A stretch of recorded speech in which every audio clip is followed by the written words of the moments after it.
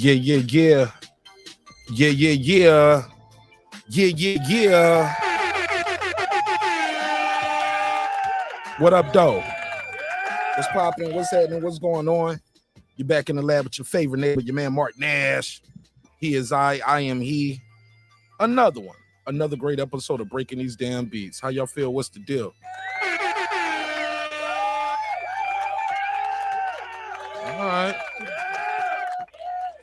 I'm doing a pop-up. This is not my regular day. I know tomorrow I got a relationship topic on the docket for tomorrow. Tomorrow I might do a little relationship topic tomorrow. See how y'all feel about that. Yeah, I think I'm gonna do that relationship topic tomorrow. And it should be a good one. It's gonna be about arranged marriages and things like that. It should be a good one. And divorce and all of that good stuff. But tonight on the pop-up, man, I got to talk about this damn JERMELL CHARLO press conference, man. Did y'all see it? Oh, my God. Entertainment is an understatement, man. I saw JERMELL CHARLO. JERMELL was like, I'm weird. I'm weird. In the ring, out the ring. I was like, yo. TSZYU was like, what does that mean, you weird? He was like, Google it. Oh, my God. JERMELL CHARLO had me rolling. Shout out to JERMELL CHARLO. He don't learn from the YouTubers, though. Look at him. He got his little green screen popping. Go ahead, JC. Let's go, JC. Now, this probably going to surprise some of y'all because he and Crawford always having that back and forth. But I like JERMELL CHARLO. Oh, man, I like JERMELL CHARLO. JERMELL CHARLO is what you want in a fighter. Get out there and talk a lot of talk. And get in that ring and back it all up. Oh, yeah. Make some noise for JERMELL CHARLO. I think the kid is phenomenal. But I got a survey in the chat. In this interview I'm going to play, JERMELL says he's a Hall of Famer already. Yeah, I said it. Because he said it. Do you agree? Is JERMELL CHARLO a Hall of Famer right now today? Got a survey in the chat. Want to know what y'all think. Let me see something. I think he I'll reserve my answer for right now. Let me see something. Let me make sure I got this shared. Oh man, it didn't share. So all right. But we're going to jump right into it. Y'all know how we do. I'm going to do a neighbors only roll call.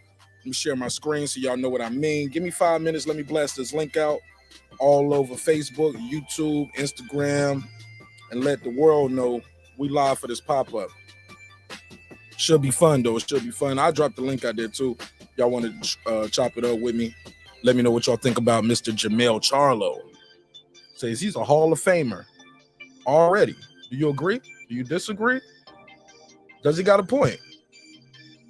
JERMELL CHARLO said, hey, look, ain't nobody ever did what I did. I'm the first person to be undisputed in the 4-belt era in my division. So, do you agree?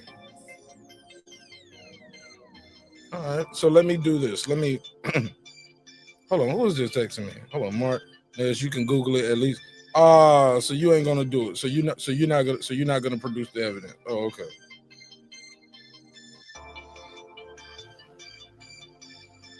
I'm done with you.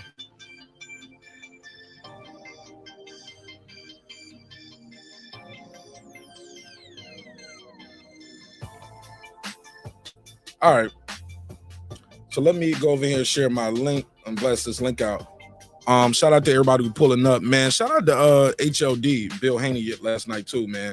That jump was entertaining to say the least, right? Just never know. You just never know what's gonna happen out here. All right, so boom, where's my channel at? Where's my channel? Okay, let's share this link. All right, cool. I'm right here. Share. All right, so give me 5 minutes. I got it right here. Let me blast this out to the world. Let them know we live. 5 minutes. If it's your first time to show, let everybody know what area code you from. man. But JERMELL CHARLO, is he a Hall of Famer already? What say you? It's your man Nash breaking beats. Give me 5 minutes. Don't go nowhere. I might start before the 5 minutes. Let's get it.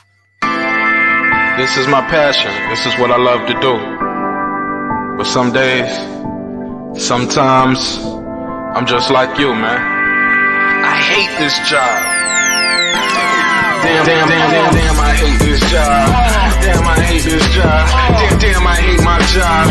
Damn, I hate this job. I'm just like you. Damn, I hate this job. Man, I hate this job. Man, I hate my job. From a good dream I wake, sun rays on my face, planning out my day, hoping this ain't the one that I catch a case. I feel so good, I feel so straight. My manager keep calling me saying, hurry up, you late. Hurry up, you lay off. Y'all, man, I hate this job. Man, I hate this job. Been trying to play it cool, but it's hard to play it off. I've been hanging on to this bullshit, cause my car still ain't paid off. I know I'm on my way up. My boy just got laid off, so y'all, man, I hate this job. Man, I hate this job. These hoes here so ratchet. These niggas here so sneaky. Y'all don't even really pay enough for y'all to only pay bi-weekly. I'm trying to double up my cash. Take this job, shove it up your area. Yo, man, I hate this job. Sometimes I wanna say, walk in and slap my boss. This shit is getting hard. Damn, I hate this job. Gotta make it out of this struggle, bruh. And I don't really mean to take it out on you. You just a customer, but damn, I hate this job. Damn, I hate my job. Damn, I hate this job. Damn, I hate my job. Damn, I hate this job. Damn, I hate this job. Damn, I hate my job. Damn, I hate this job. We're the reason why your stockholders always stay afloat. Yet I'm asking, are they hiring? Like everywhere I go, schedule will say 9, but I think it's fine if I clock in at 9:04. I work 40 hours a week plus overtime just to be bro. So y'all, man, I hate this job. Hate that I applied. So much has transpired since the day that I was high. Told me I could advance, but you were telling me lies. Gotta give your notice before I quit, but you don't say shit right before I'm fired. Damn, man, I hate this job. Sometimes I wanna say, walk in and slap my boss. This shit is getting hard. Damn, I hate this job. Gotta make it out of this struggle, bruh. And I don't really mean to take it out on you. You just a customer, but damn, I hate this job. Damn, I hate my job. Damn, I hate this job. Damn, I hate my job. Damn, I hate this job. Damn, I hate this job. Damn, I hate my job. Damn, I hate this job. You and your procedures, you and your protocol, you and your policies, none of that shit don't apply to me. You and your quotas, you and your standards, you and your 2 sick days a year. Y'all niggas bananas. Wonder why the postman's posted with hammers, going postal with Popo on camera. His wage got him enraged, stressed out, it's hard to maintain. He flips the middle, grabs his. He said, if you don't get the picture, I quit, you ain't shit, mother. Man, I hate this job. Sometimes I wanna say, walk in and slap my boss. This shit is getting hard. Damn, I hate this job. Gotta make it out of this struggle, bruh. And I don't really mean to take it out on you. You just a customer, but damn, I hate this job. Damn, I hate my job.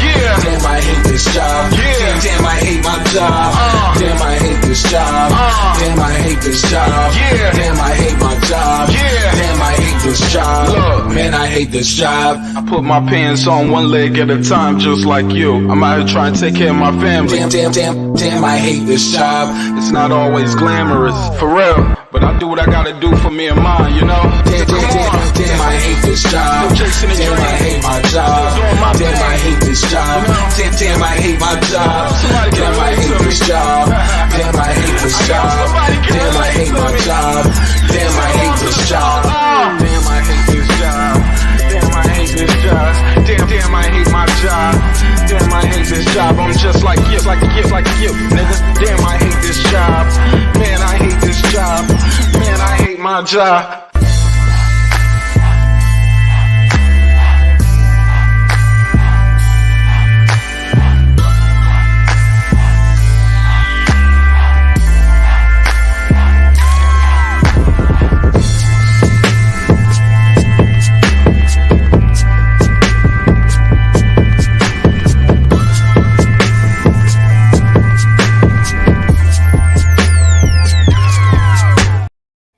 Cut the beat.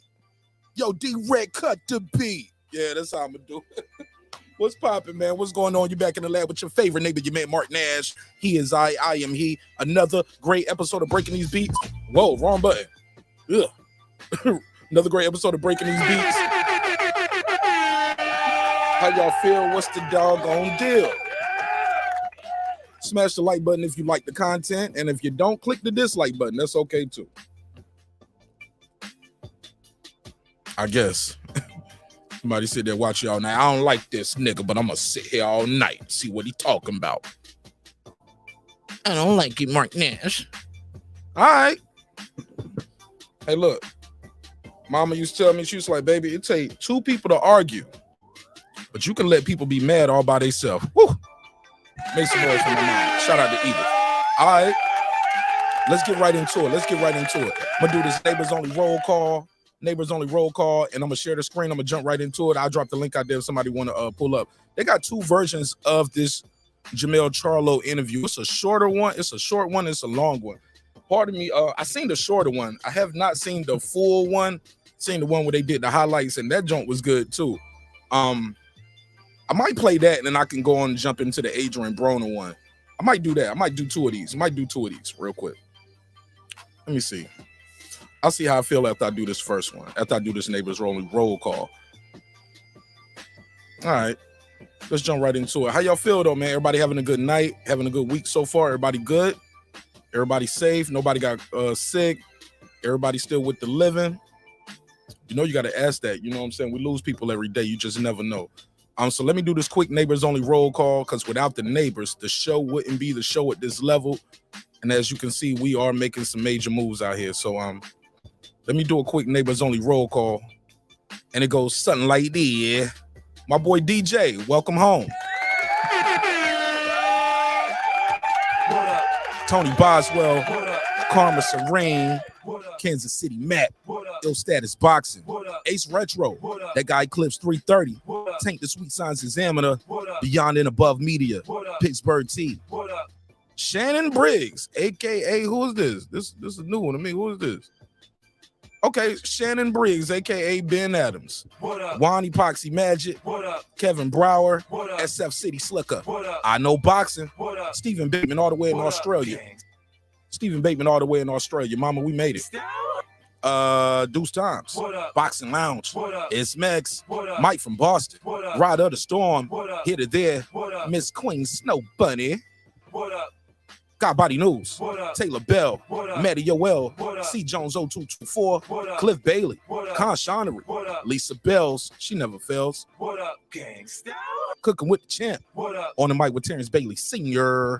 New Media Today, USA Boxing, that's my guy, Coach Malachi Williams. HL Deezy, Cooking with Sir Senior. Brandon Washington, Born Supreme, Lady Shandon them season all the way in the UK, my London gal. Dub Right Side, Puto, D Bevel the Champ, Rob G Films, and of course, the big fish himself, my good brother, Derek Lincoln. Make some noise for Derek Lincoln, man. What up, gangsta? Make some noise for everybody. Make some noise for yourself. Make some noise for me. Oh yeah, baby. High energy. We're gonna get you through your commute a little bit on this one right here. Gonna get you through your commute wherever you at. Shout out to Ryan. Who's that? Ryan Hong? Ryan Hong, what up? All right. Alden Johnson, I see you, Playboy. Hap Low, what up? Joey Chaz, what up? Yeah. Deuce, you following that Megan Tory case? Let me know. What's up with that? You following that? Boxing Scholar in the building. What up, Scholar? Holla at the Scholar. All right. Karma Serene, the Queen. I see you. Shadow Band, that's my boy Calico. What up, fam? He said he is a Hall of Famer. He is a Hall of Famer. All right. Let me share the screen so y'all know what I mean when I say these things. I think I might do this version right here. Let's just from both of these fighters. Let's start with the man, as he pointed out, who's going to challenge JERMELL CHARLO. How that audio sound to y'all before I continue?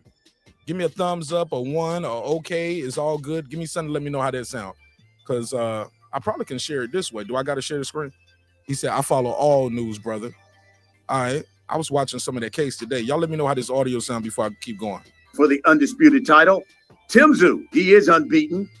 And Tim, so far so good. All right, nobody told me nothing, so I guess y'all can't hear it. All right, so let me share it this way.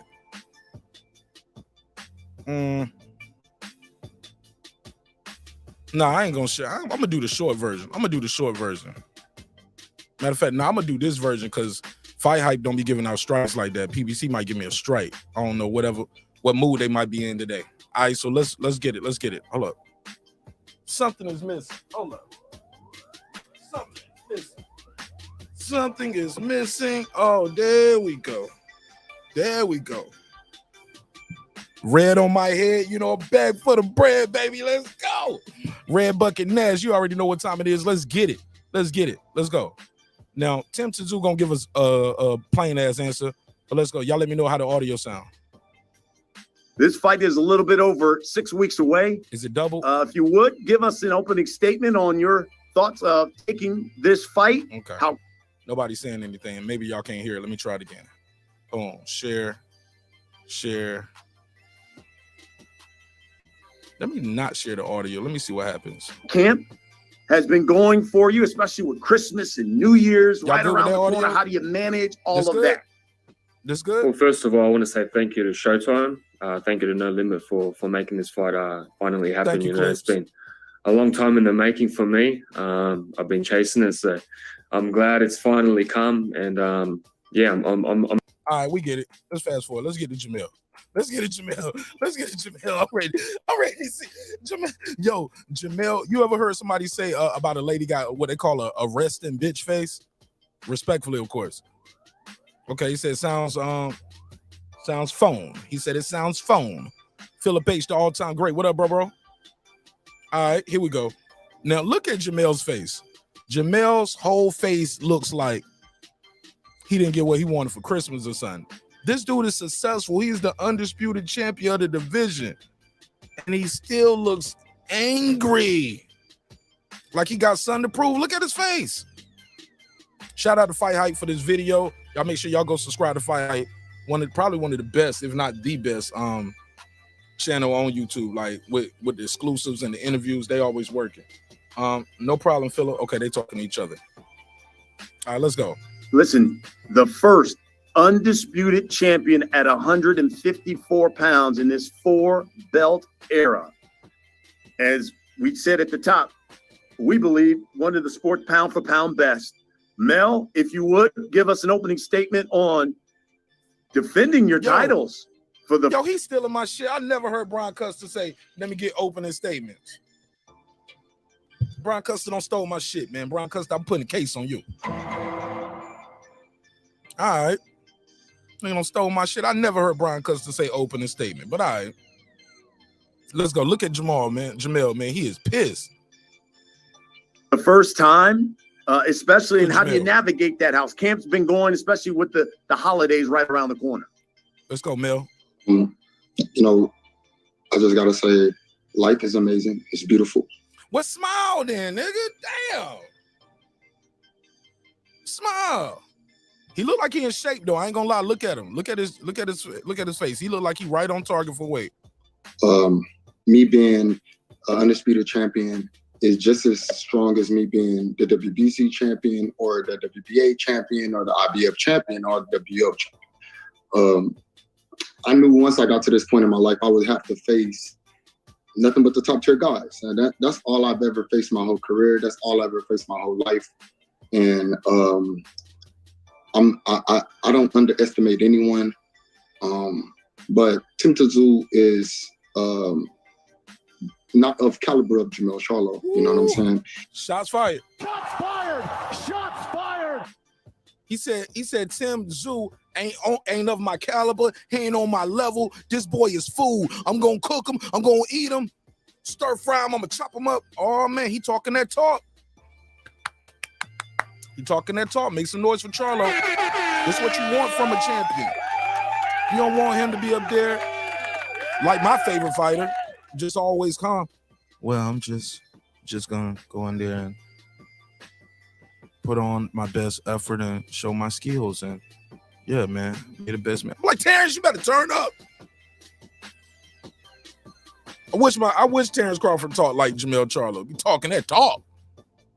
And he walked the wall. Let's go.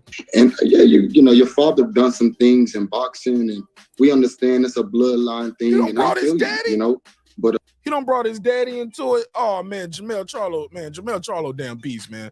JERMELL CHARLO is a monster, man. This kid right here, he just different, man. Total disrespect. Let's go, JERMELL. Let's go. my pedigree is strong. My pedigree has been proven, and it's been destined for all of these years and times. You know, this is God's promises. This is God's ordeal, and I'm not going to step in His way or neither question the steps that He's taken for me.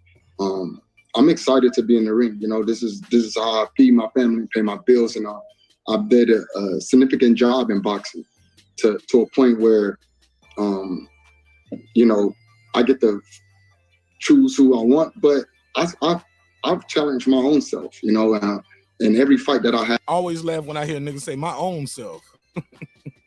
Just say myself. Just say myself, my own self. All right.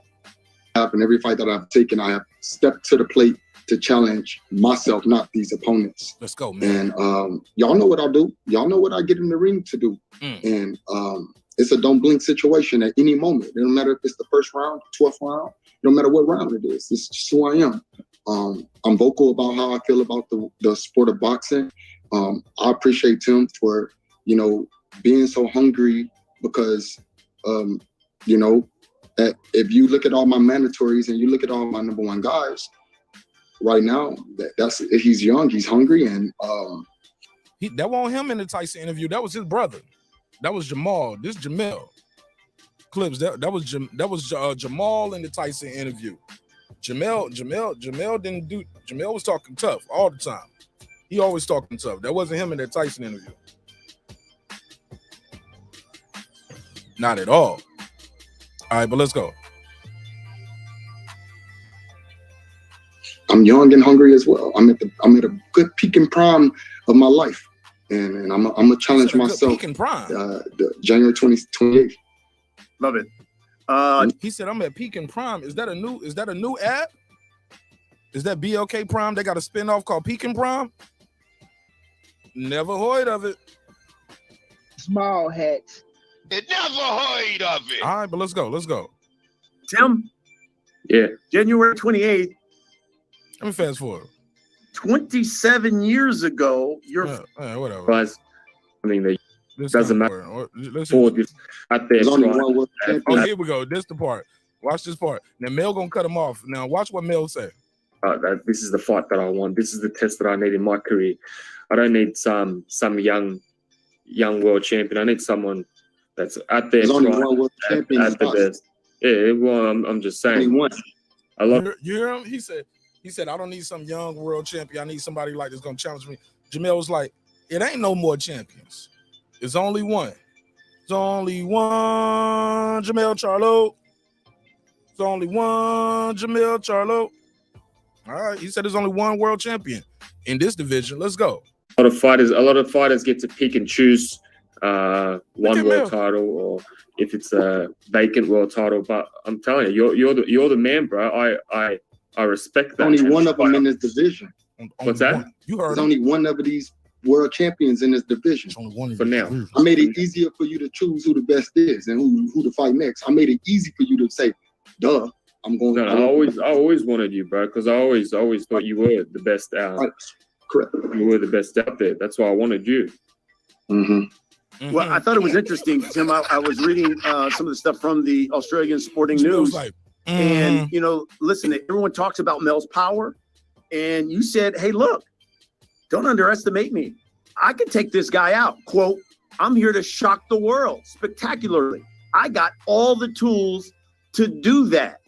I am leaving this airport and flying over to the United States for a reason. It is kill or be killed. Get ready to die then, nigga. That's it, man. That's it. This is it for me, man. Kill or be killed. I love it. Wow.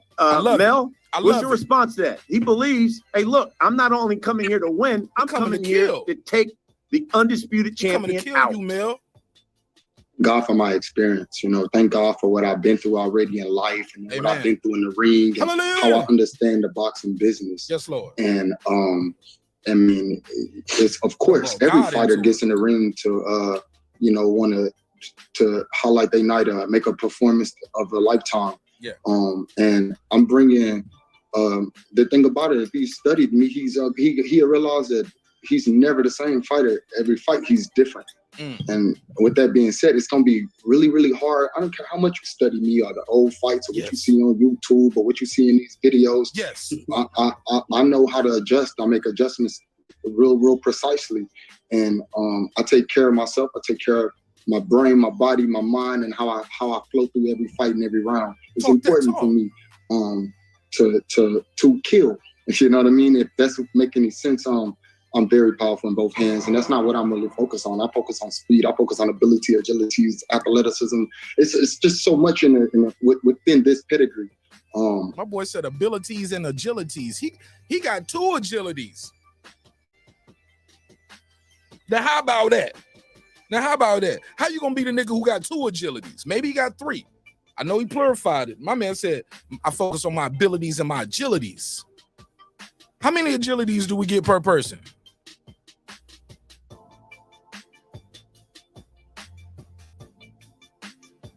I don't know, but he got multiple agilities. He working on all his agilities. I love it though. I love it. It's Lisa's birthday.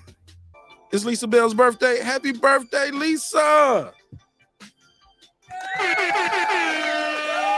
I can't even play the Stevie Wonder happy birthday thing. They gave me a strike last time I played it for Sir Senior. Damn. Happy birthday, Lisa.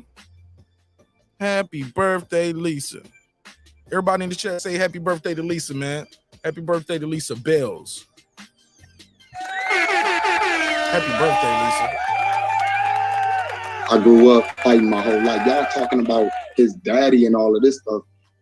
My dad was a whole boxing killer himself, in and out the ring. You know what I'm saying? And so what I put. Look at Brian Custer face like,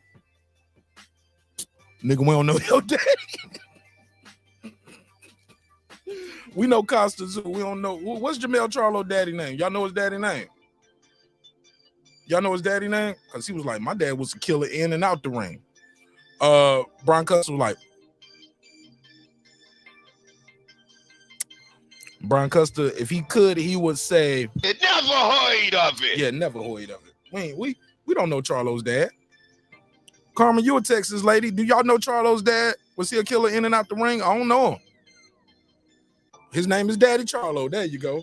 There you go. Shout out to I Know Box. That's his name, Daddy Charlo. All right, let's get back to it. Talking shit. I'm fucking with Marl. I'm fucking with Mel on me. I like Mel though. I told you I think he's one of the best.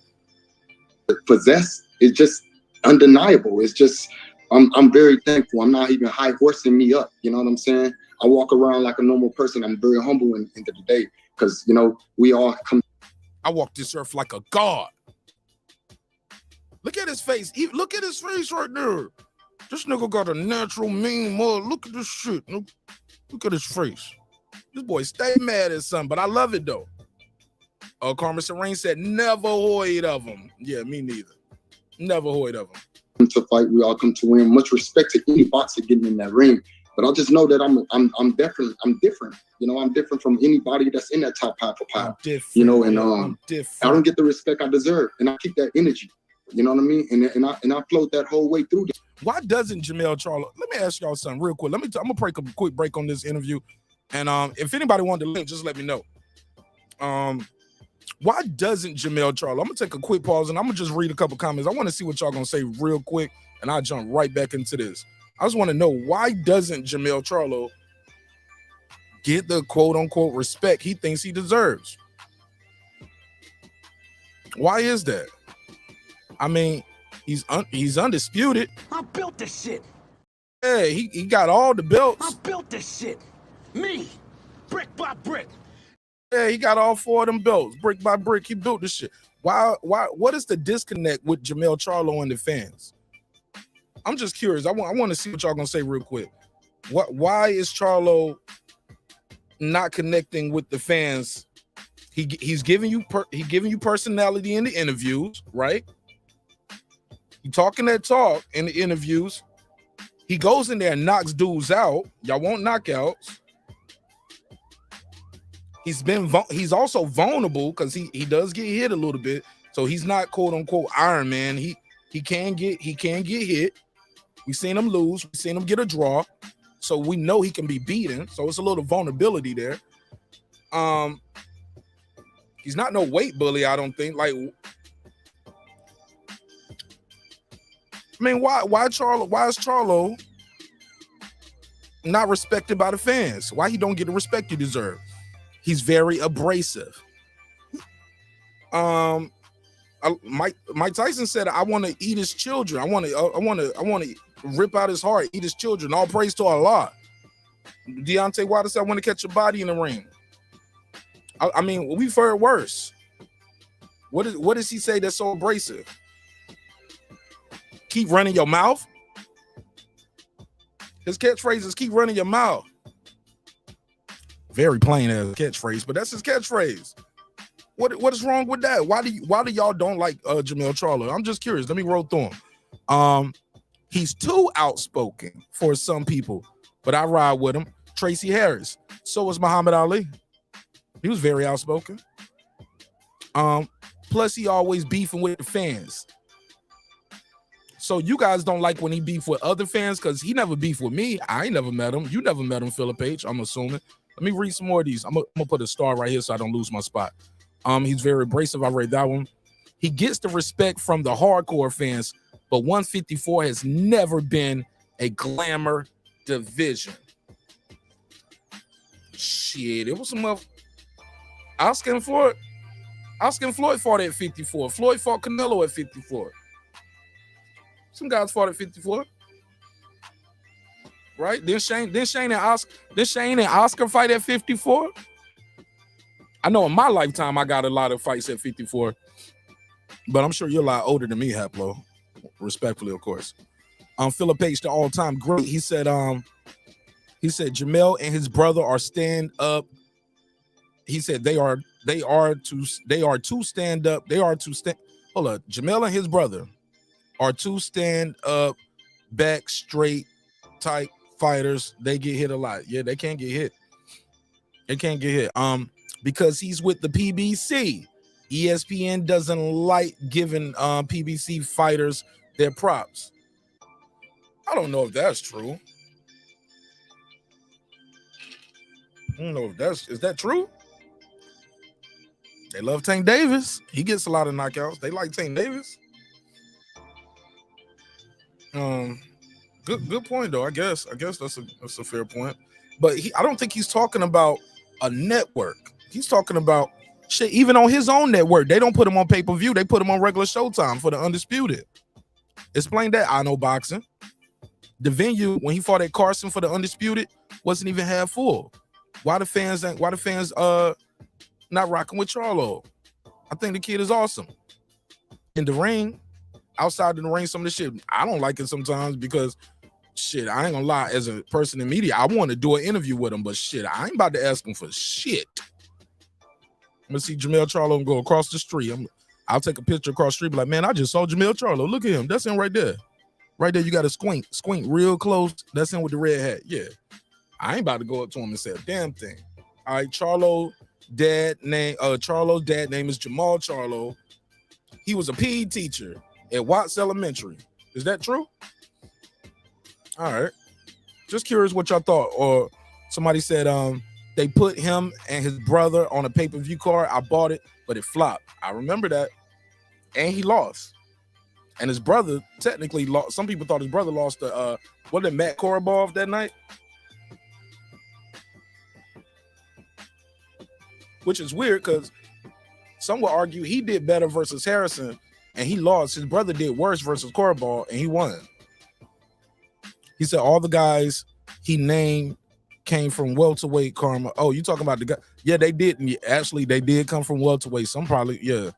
He said guys who stay at 54, like Vernon Forrest, don't get the shine. Okay. Yeah, they might have came up, and those guys was already stars. You got a good point, Haplo. A lot of guys I named when they got to 54, they was already stars. Okay, good point. Good point. He said, I think his attitude, the way he talk and tell things how it is in his own words. Okay. Just want to know what y'all thought. Because he a fake ass witch. He ain't fake though, dog. He go in there and get it done, Joey Chaz. You can't say he fake. He said, I'm gonna knock you out, then go in there and knock you out. And he called, oh, that's what it is. That might be it. Because I remember the energy shift. There was a time where everybody was riding with Charlo. That's what it is. He called Deontay Wilder's fans broke. Okay. All right. Vernon Forrest was a champion 154 and never got the shine of the welters. Got his ass knocked out by didn't Ricardo Mayorga knock him out? Sometimes this still blow my mind. I be remembering some of these fights, but I can remember like yesterday. Okay. He beat the shit out of Shane Mosley twice. He had issues with a fan at one of his events, like, bruh, they paid to see you, but that's one fan. That one fan could not like him. But it's a contingency. It's a large contemporary group of people who are saying we ain't rocking with the Charlos. All right. He said, dude cold. I love his attitude, straight killer, but most people just think he's nuts. Man, he's about to say some shit right here. He about to tell y'all in a second. He's like, I'm weird. In and out the ring. Hold on, let me go and play some more of this. I just wanted to ask y'all that while I was I just want to take a quick pause from the interview and ask y'all why y'all think Mel gets to he don't get the support, it seems like. And he isn't as agile as he thinks. Hey, Philip H., he said he working on his agilities. He got 2 of them, maybe 3 or 4, but it's multiple agilities. He said, I'm working on my agilities. Somebody said, you asked for a picture. Oh, you asked for a picture, he might snuff you. Now that'll make fans not like you. That'll make fans not like you if you when you ask for a picture, and that word will travel too, right? Fans will see how he treats other fans and be like, oh, I ain't rocking with him. I won't, yeah, okay. All right. Shout out to the fans corner, Liz Lowe, all the way in Decatur, Georgia, baby. What up, family? All right. Somebody said, no, his brother fought Sergey Derenchenko. Okay. I thought he fought Matt Korobov that night. All right. He said, Charlo let Lil Castano back him up. Crawford can beat Charlo. We shall see. Shout out to Kenneth Harvin. All right. Let me get some more in this interview in. Let's go. Please. Without me getting the respect that I deserve, that's why I'm still in this game. I made millions of dollars in boxing. Multi-millions of dollars in boxing. So we ain't worried about that. We ain't worried about a bunch of things. What they got on their mind is completely not the same as what I got on mine. Simple as that. Well, one thing that it seems like you both have on the mind is a stoppage in this fight, because on social media, Mel, you were quoted. You heard what Tim had said, and you said, "quote I should be giving you one of the most spectacular knockouts that night." Is that your plan?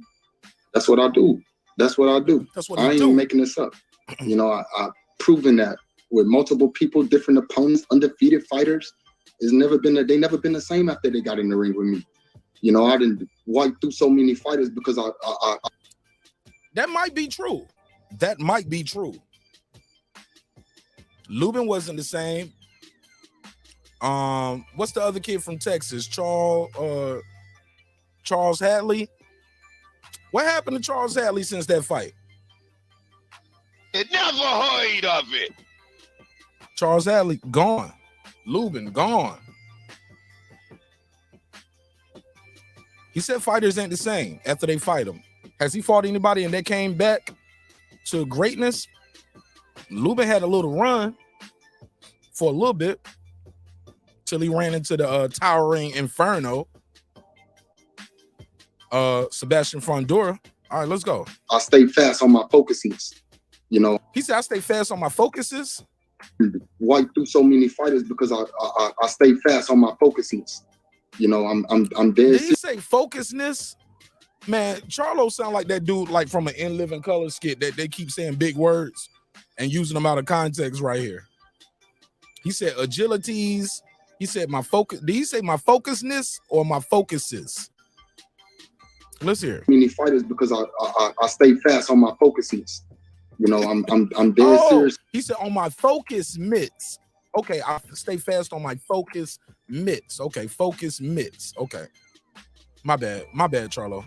Fighters because I say I don't ruin it. I'm never getting that Charlo interview. He's gonna pull up and cuss me out like Haney did on HOD last night. Let's go. I stay fast on my focuses. You know, I'm dead serious about how I feel about it. And you know, I got children and I got family to feed, and it's different. It's a different energy in America. Tim, I wanted to read something to you. I was reading the boxing news right after you fought Terrell Gausha, which was obviously your first fight here in the States. And it talked about your victory. And the writer said the fight showed that TSZYU seems to have problems with boxers that have immense talent, athleticism, and the ring smarts. Isn't that a description of Mel Charlo? Did I win that? You did win that fight. Oh, look at the boy Tim TSZYU talking that shit. Athleticism in the ring. Man, he looks so much like his father to me, man. That shit is crazy. Ring smarts. Isn't that a description of Mel Charlo? Did I win that? You did win that fight. That doesn't make any sense, man. If I lost, then I'd understand, but I won. Yeah. So I can't really comment on that question. Did you feel slighted because so many people said, "Oh my God, he got dropped in that fight," and had Terrell Gausha continued the way at the beginning, he should have won that fight or could have won that fight. Did you feel slighted at all after getting that victory? No, man. As soon as I went down, I wasn't hurt or nothing. Just little flash, and then I dominated for the rest of the fight. You know, and Terrell Gausha, he's not a bum. They didn't just find him out of nowhere. He's a talented opponent, and he went to the Olympics. He had a great career. Look, Tyson Fury. I wonder if anybody. Hey Reggie, are you watching this? Where my boy Reggie Owens at? Is he gonna say something about Brian Custon and Showtime got a wrinkled background? Reggie, they got a wrinkled background up here. I need you to get on Showtime, Reggie. Reggie, get on him. Look at Showtime with this janky promotion. They got a wrinkled ass sheet up.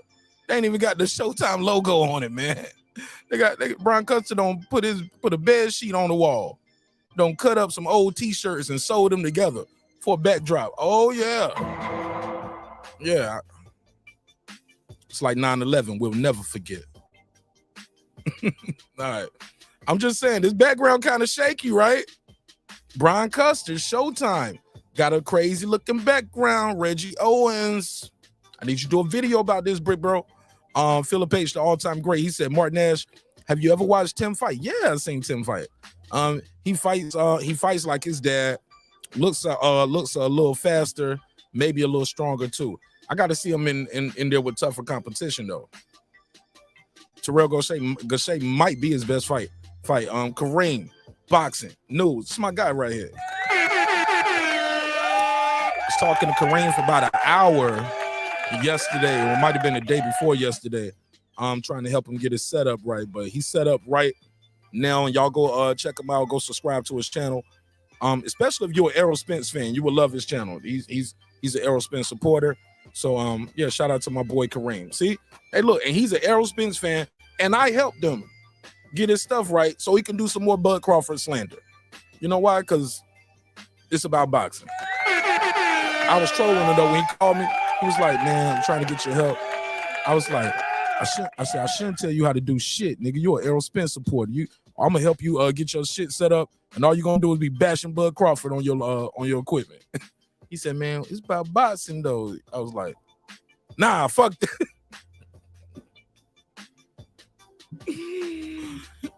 But I did help him though. I had to help him. Shout out to Kareem. He said, "Undisputed champion, of course. He's a Hall of Fame. Most disrespected undisputed champion ever." Okay. I might can put a case on that. I think people respect him more than they respect Devin Haney. And Devin Haney got his undisputed on the first try, had to go across the water to get it. Then he had to fight that guy again across the water. Yeah, I don't know. I disagree with you on that. I think Devin Haney might be the most disrespected undisputed ever. Charlo right there, though. They right there together. Shit, no. Josh Taylor right there with him. Y'all forget Josh Taylor's undisputed all the time. And he got it hard, too. Pause. He fought Regis. Ramirez. Yeah, man. He fought Regis and Ramirez, man. That shit was hard. Pause. Marq Nash. Okay, I read that one. He said they used the hotel sheet. Come on, man. Let me get some of them jokes.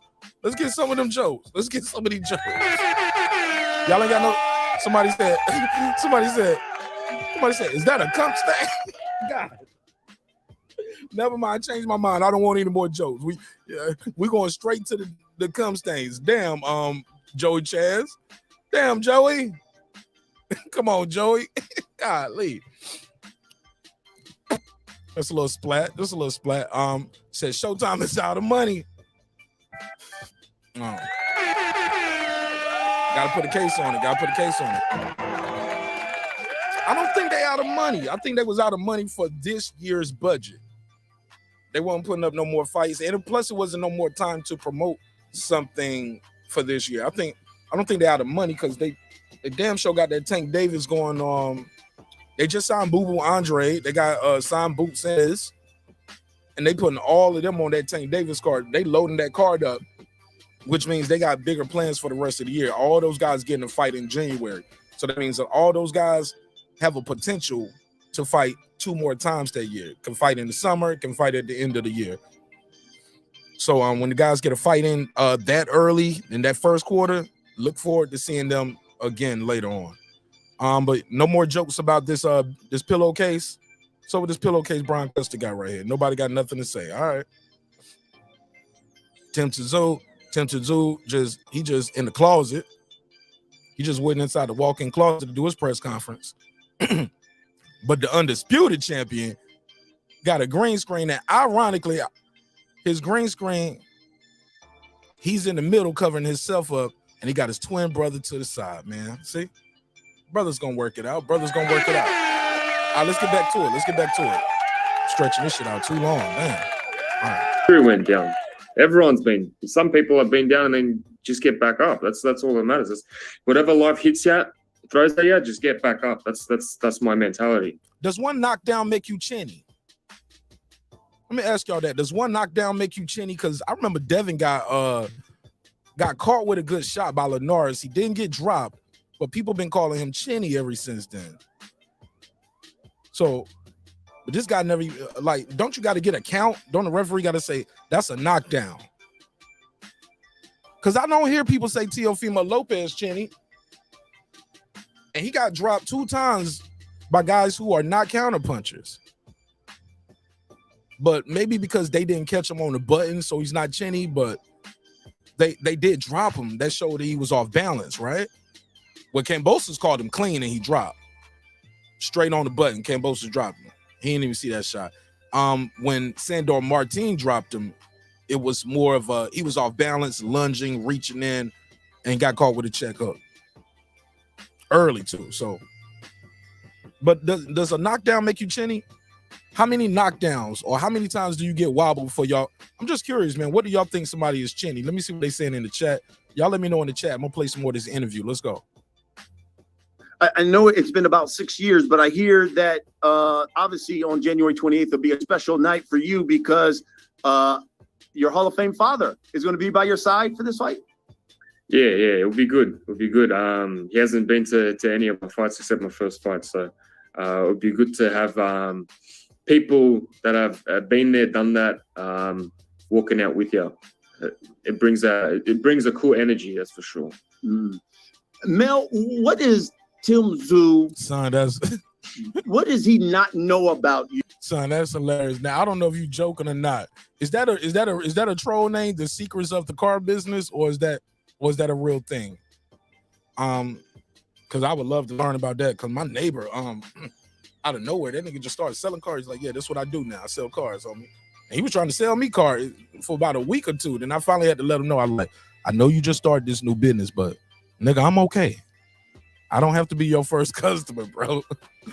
I don't even know how you started selling cars, but we got cars. We good. We got cars, truck. We got the van. All right, we good. But he was I got this one now. I got this one now. But does being dropped make you chinny? Do you got to get knocked down? Like I said, Devin Haney, people say he chinny. He's never been given account. Terrence Crawford, he got caught with a Gamboa shot when he was going in for the kill. He backed up, regrouped, got a guy. He got dropped by Kavalauskas. Now, granted, the referee didn't count it as a slip. So on paper, he's never been given account. But people say he's chinny. Arrow got hit with some good shots. Larte wobbled him, I thought, but then he finished, did what he did. I mean, I'm just trying to figure out hey, look, Floyd got hit with that Shane Mosley shot and got hit with it again right after that. I never hear people say Floyd chinny. Floyd got dropped by Zab Judah. People forget that. That counted as, that was a knockdown. Shit, Floyd actually got a count one time, but that was for a hand, of course. But what makes a guy chinny, in your opinion? Let me see what they saying in the chat, and I'm going to play some more of this interview, and I'll come back to read some of your comments. That he's going to find out that night on January 28th. I'm weird as shit. I'm weird all the way around. Oh, here we Weird. go. Weird. Yep. Weird. Yep. What's weird? That was hilarious. Did you hear him? He said, look at Brian Custer face's beat. Man, look at Brian Custer face. Man, next time I do the interview, man, watch my face when I do a next interview. Y'all gonna be laughing in the chat because y'all already gonna know what I'm doing. Y'all gonna be like, Marq Nash doing his Brian Custer face. I'm gonna be up there like this.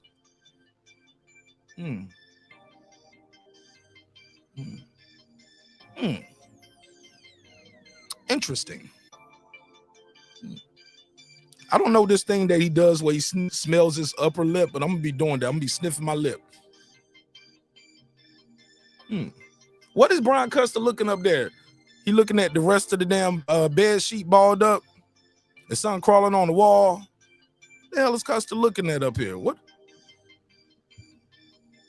Shit, Custer made me want to look. What the hell is he looking at? All right, whatever. We'll get back to it. Y'all let me know what Brian Custer looking at. Give me some jokes in the chat. Give me some jokes in the chat. What is Brian Custer looking at up there? All right, let me get back to the interview. Let's go.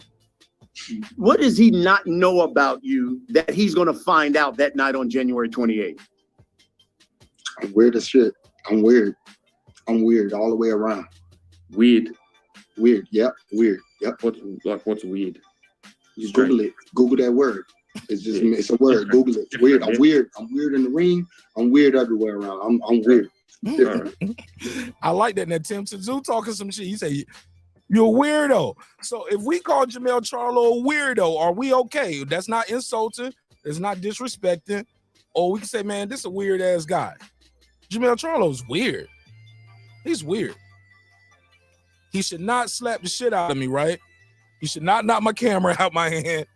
We should just be okay, because he said it himself. He's weird. Let's hear it one more time for the record. For the record, put the case on it. Nah. Yes. All right, put a case on it. My man said I'm weird. Yeah, he's smelling his upper lip. Let me see what it said. He said if Tim Bradley can make the Hall of Fame, anyone can. Tim Bradley beat 2 Hall of Famers, though. Has JERMELL CHARLO beat a Hall of Famer? I'm sorry, JERMELL CHARLO? Because Tim Bradley is a 2-division champion, and he was unified. He beat Manny Pacquiao, and very next fight beat Juan Manuel Marquez. That's not easy to do. And he beat Juan Manuel Marquez. Easy.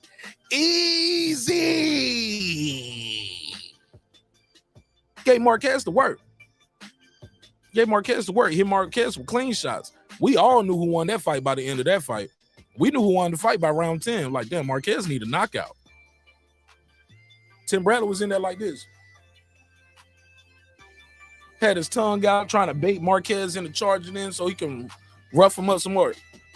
Yeah, Tim Bradley won. That's beat 2 Hall of Famers. And granted, Tim Bradley didn't get in on his first try neither. I think it's like his 3rd or 4th attempt. But that's not his fault neither. It was like when you see the people that was in front of him, it was like Andre Ward, Floyd Mayweather, Layla Ali, Juan Manuel Marquez, Bernard Hopkins, Shane Mosley. Like he picked the wrong year to retire. You know what I'm saying? Because he came up, every time he came up, it was like, we love you, Tim, but I mean, it's Roy Jones, it's Mike Tyson. You know what I'm saying? What's weird? Just Google it. Google that word. It's a word. Google it. It's weird. I'm weird. I'm weird in the ring. I'm weird everywhere around. I'm weird. Different. Yeah. I thought it was interesting, Tim. Tim, you said when someone asked you about JERMELL CHARLO, you said, I just think he's just an arrogant, angry old man. Explain that to me. Yeah, well, look, I think after the fight, after his fight with Castano, he's sitting in the press conference. He's just like, Kazoo, and then he's going off at different reporters. I was like, man, this guy just won the Undisputed World Championship, man. You'd have a smile on your face at least. Mel, he says you're arrogant and an angry guy. Your response to that? Hey, I'm on my business, man. I ain't arrogant. I'm humble, and I've been through humble lessons in life. Is JERMELL humble? Do y'all think JERMELL CHARLO is humble?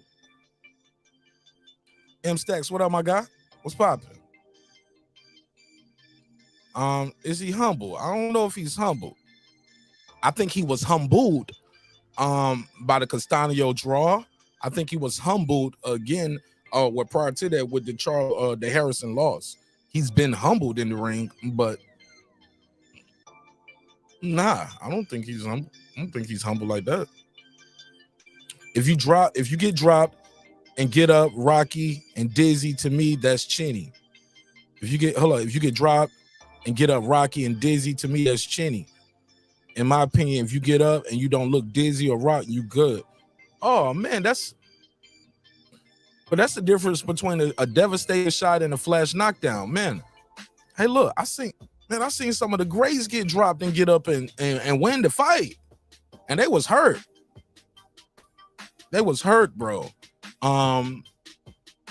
What's the kid name? Diego Corrales got dropped like 2 or 3 times in a round. Got up. He had got points taken away because he spit out the mouthpiece. He got up and stopped that dude in the same round. Shout out to Castillo. All right.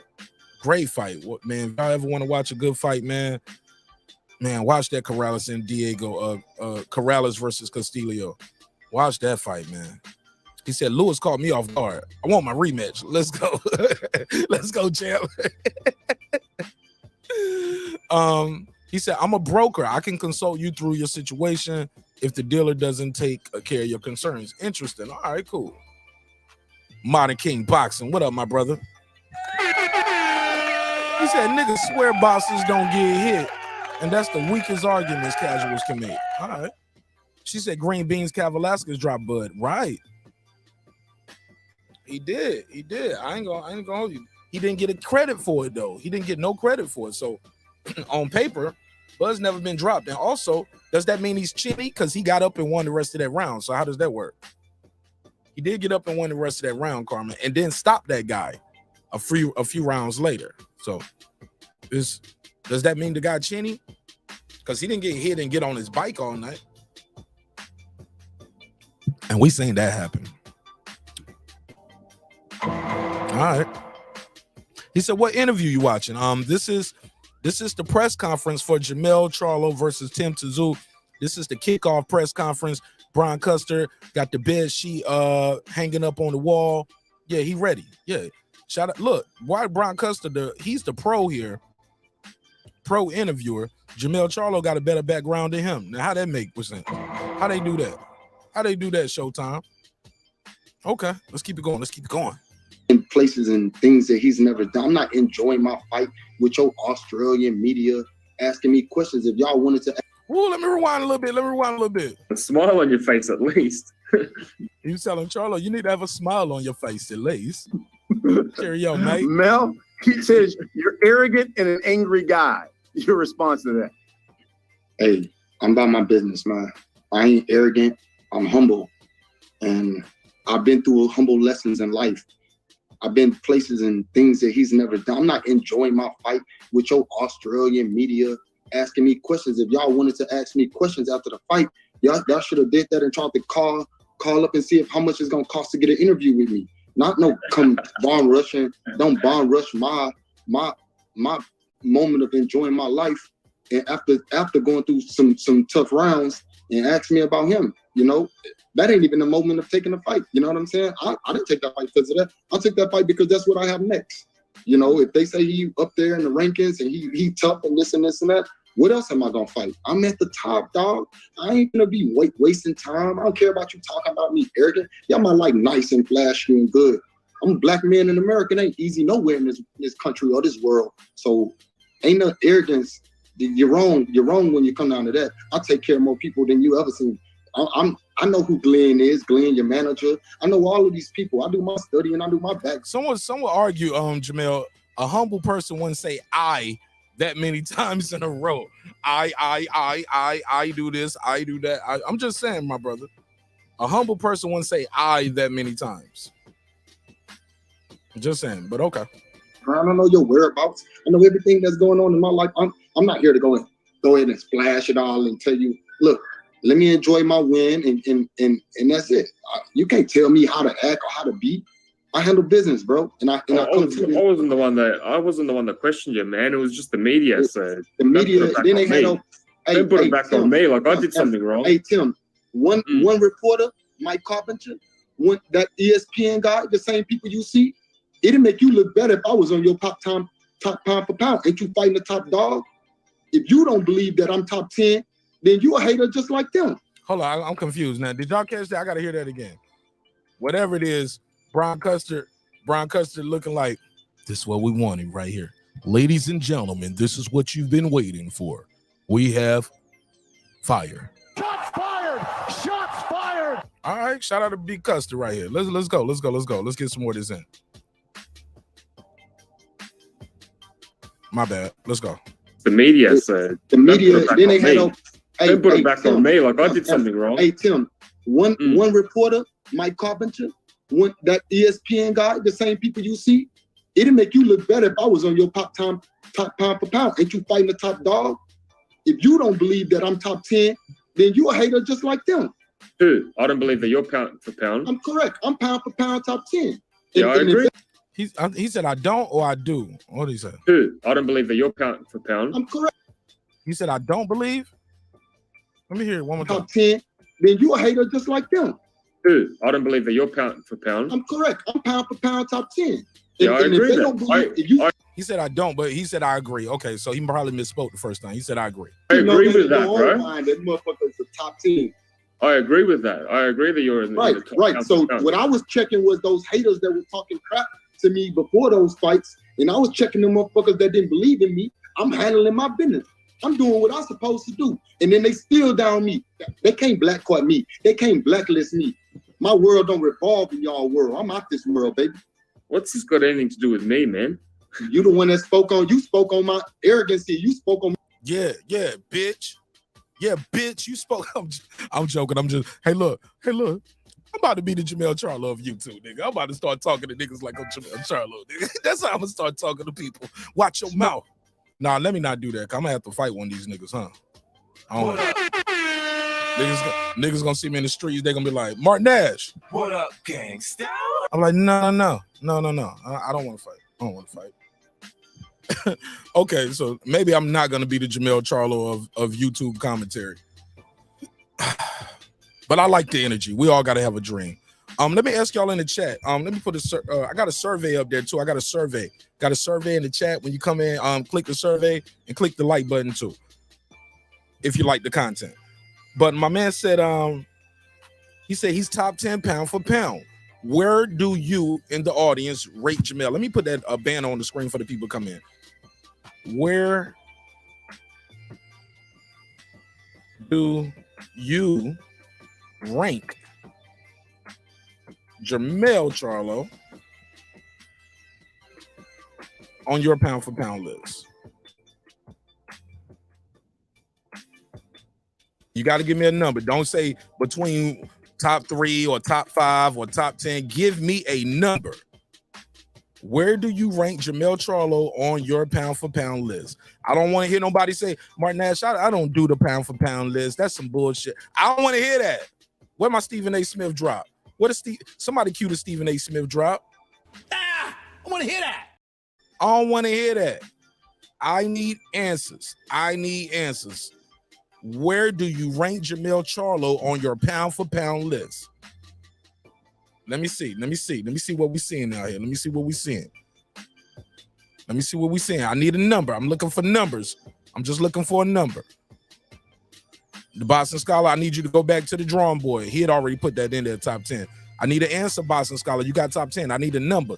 He said Charlo closely becoming top 5, but he's definitely, he said Charlo closely becoming top 5, but he's definitely top 10. I need a number, Modern King. I need a number. Kareem Boxing. That's what I'm talking about. Number 5. Okay. Number 5. One day we're gonna do a pound for pound episode too. We probably can do that at the end of the year. Pound for pound. That'll be part of our end of the year award show. The secrets of car business. Shoot me an email too. My email on the screen and in the description block. Send me an email, man. I want to talk to you about what you was talking about. As far as selling some cars, I might be interested in selling a car too. You know what I'm saying? Just doing a little flipping, a little car flip here and there. Buy one and flip it. Sneed said number 6. Sneed said 6. Sneed said 6. Modern King said, hell no, not top 5. I need an answer. Give me a number, Modern King. Okay, there we go. I see one. Top 5. Nope. I need a number, Alden James. Give me a number. Philip H. Nope, not 5 or 6. Give him a number. Thank you. 7. There we go. 3. Karma Serene. Okay, 3. You got him over NUA? He over NUA? Interesting. I like that, Karma. 3. Okay. Top 3. That's what I'm talking about. Give me a number. Philip H. Number 6. Where do you rank JERMELL CHARLO on your pound for pound list? All right, we'll come back to that. Let me play some more of this. Me worried about a fight. See, are you losing it? Hold on, let me rewind a little bit. See, JERMELL talking that shit. This is why I like JERMELL, man. I'm telling you, man. I like JERMELL. Even me, I'm handling my business. I'm doing what I'm supposed to do. And then they still down me. They can't blackcard me. They can't blacklist me. My world don't revolve in y'all world. I'm out this world, baby. What's this got anything to do with me, man? You the one that spoke on you. My man said I'm out this world. I already told y'all I'm weird. Motherfucker said I'm gonzo off the Muppet Babies of boxing. Okay. Spoke on my arrogance. You spoke on me worried about a fight. See, are you losing it? You the one that just said after a fight I should have been enjoying my win, right? I did enjoy my win. I didn't let the world see how I enjoyed my win. And I made more money than you ever made outside of boxing. Oh. Shit, he done brought the money into it. I done made more money than you ever made outside of boxing. What does he do? Real estate? Probably doing some real estate. Or something, right? Because I know he ain't selling no Wheaties. He ain't selling Teletubbies and Nikes neither. Like, they damn Nike would have been took his shoe deal. Here's the thing before we get to that fight. All about money, is it? Right. After that fight. Before we get to the media. That fight, I still made more money than you ever made in even your whole career. How do you even know? I know this, baby. I do mine. I do this. Right. I know there are members of the media that got some questions. Before we get to them, Tim? JERMELL CHARLO said, I can tell because I got a background and you doing your video from the closet, nigga. JERMELL CHARLO talking that shit, man. This shit is a movie for me.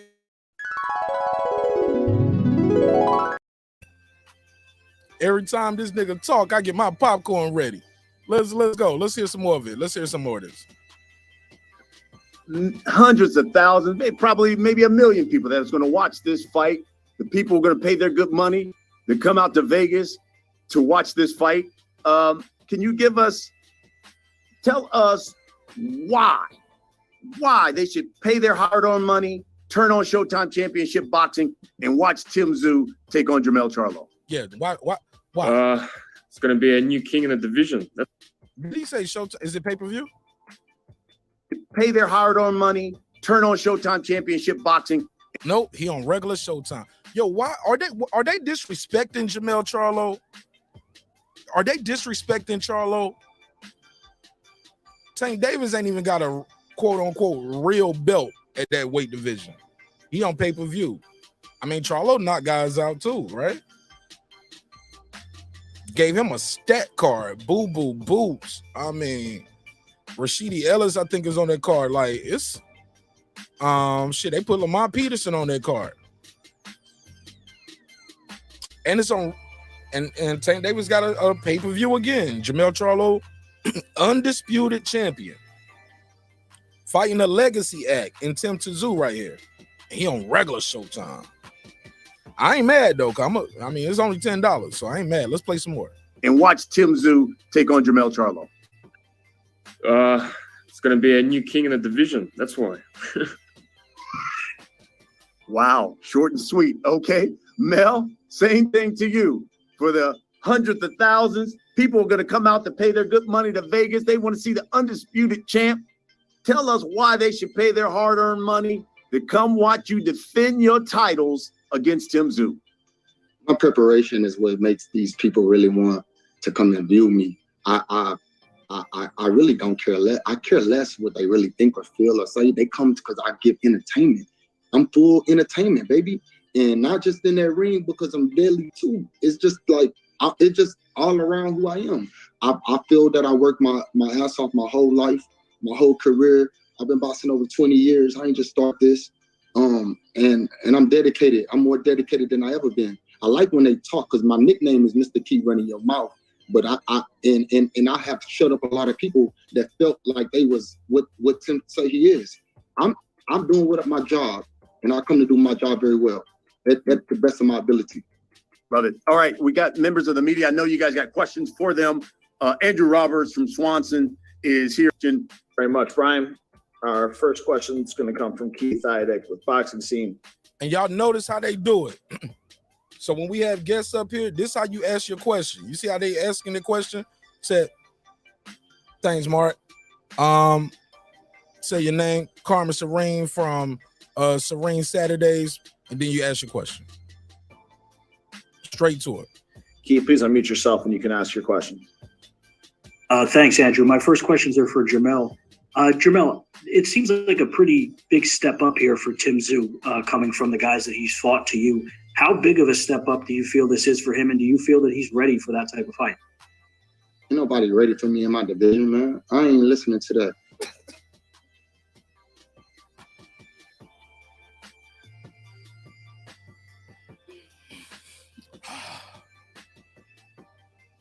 I love the energy. That's how you supposed to feel, man. That's how you supposed to be. Shout out to JERMELL CHARLO. I built this shit. Me. Brick by brick. And Ooh. Ouch. Let's go, Charlo. Charlo said, I'm trying to murk something out here. I love this energy, man. I'm sorry. I wish all our favorite fighters talk like this. I wish Spence talked like this. I wish Bud talked like this. I think if they both talked like this, we probably would have had that fight. They both just so subdued. I think they're more similar than they are different. And I think even the fan bases recognize that too. If he ready, he ready. Everybody come I think ready. that's probably why both fan bases of Spence and Crawford are so boisterous and so loquacious when it comes to their fighter, because loquacious just means talkative, guys. I don't want y'all to be like loquacious. Who the hell is loquacious? That Loquacious Johnson? No. Loquacious, talkative. I think that's why Spence and Crawford's fan base are so just, they feel like they got to say something because both guys are often very quiet. But not this guy. He was like, nah, I'm going to do all the talking. Let's go. You hear about the training there. Let me hear this nigga again. Look at his face. I told you got a permanent mean mug. Look, he look like he got a damn horn growing out the front right here. Look at this shit. That a horn? He got a permanent wrinkle knot right there in the middle. What the hell is up with this? Okay. If y'all just watching, man, keep in mind it's a hip-hop political sports show with a comedy twist. We like to let the jokes fly because life is serious enough, all right? So if y'all know JERMELL CHARLO, please tell him I don't want no smoke. I'm a big fan of JERMELL CHARLO. This is for him. And he seems like the type of guy, if you rock with him, y'all are like this. You are like this. That's what I do like about him. He's like this to everybody else outside of his bubble. If you in his bubble, y'all are like this, man. In my opinion. I don't know that for certain. I don't know anybody who knows this dude who told me that. That's just the vibe I get about him. Because I know people like him where everybody think they're mean. And once you talking to him and chop it up with him, be like, oh, man, that nigga the coolest nigga in the world. Fuck you mean? Give you your shirt off his back. do you feel that he's ready for that type of fight? Ain't nobody ready for me in my division, man. I ain't listening to that. If he ready, he ready. Everybody come ready. Everybody training their ass off. Boxing is boxing. Yeah. You hit and don't get hit. You hit and get hit. It's punching. Let's go, You know, baby. we come to entertain you fans and entertain you people that got a lot to say about us. Yeah. Let me. He got me JERMELL, wanting to you're do fighting earlier than in the year than you Iron usually Man fight shit here in January. If you ideally could map out the year for you, how many times would you fight? And also, do you plan on just, making these mandatories one after the other to get them out of the way, so to speak, or is there something else that interests you that you'd like to get done this year? Man, I just want to fight. I want to fight more than I ever fought. I want to, show, since the man called me an old man, I ain't never thought I was old man. I'm young, handsome, look good, skin tight, everything right on me. I don't know what kind of old man he talking about. Shit, if you think I'm old, then you got some bigger problems for yourself. Because you old. You're going to get a whole ass whipping. Who called you old? I don't know. TSZYU called you old? Yeah. Oh, okay. Called me old. It was me. I didn't call you old. Well, that's what your media said. That's what your media said. Oh, okay. Thank you, JERMELL. I appreciate it, man. Tim, did you call JERMELL old? Is that what do you think he's old or no? No, I said he's at his peak. I didn't say he's old. The bloke's 32 years old. How is When he the old? God know where my peak at, you ain't know. Nobody control my peak but God. Let's go. Huh? That spoke to my soul, man. That spoke to my Go soul. ahead, man. Move That on spoke to to my the next soul. Tim, I just want to. I love it. That spoke to my soul. He said, I think he at his peak. Well, he gonna give you the people's elbow, jump off the peak with the people's elbow right on your RC ass head. Then he gonna walk back up to the mountain and wait for the next person to come up. That's Big Charlo style. Let's go. Something earlier that your dad Iron has Man. only attended your first fight. Why is that? Why hasn't he been to any of your fights since then?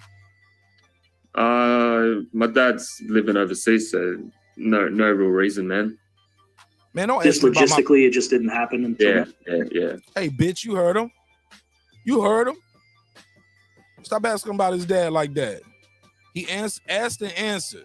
What the hell is wrong with this journalist? This journalist trying to make it seem like him and his dad, the legendary TSZYU, got some kind of problems.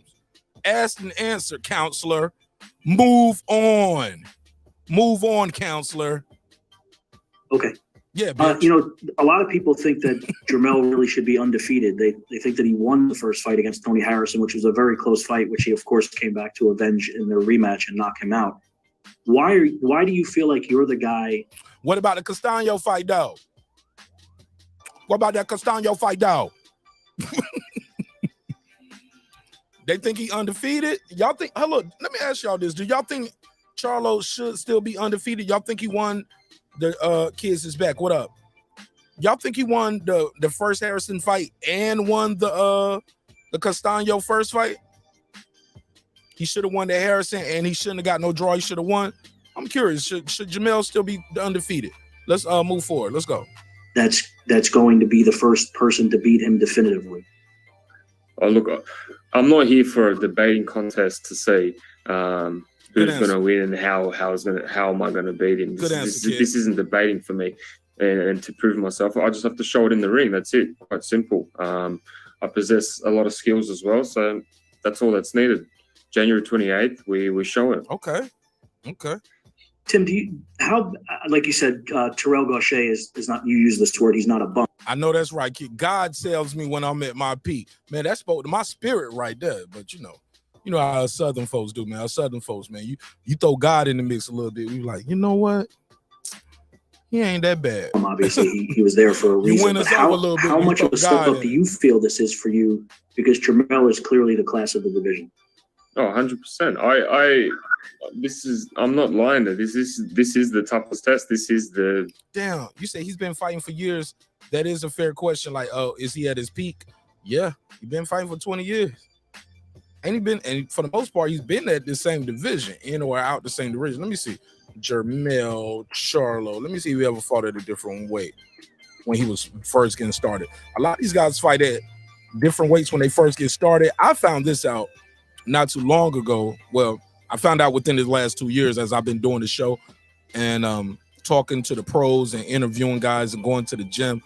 And I was like, why is he fighting at this weight or that weight? He was like, because that's where the fight at. That's where the money at. So you'll find guys that shouldn't be fighting at 140.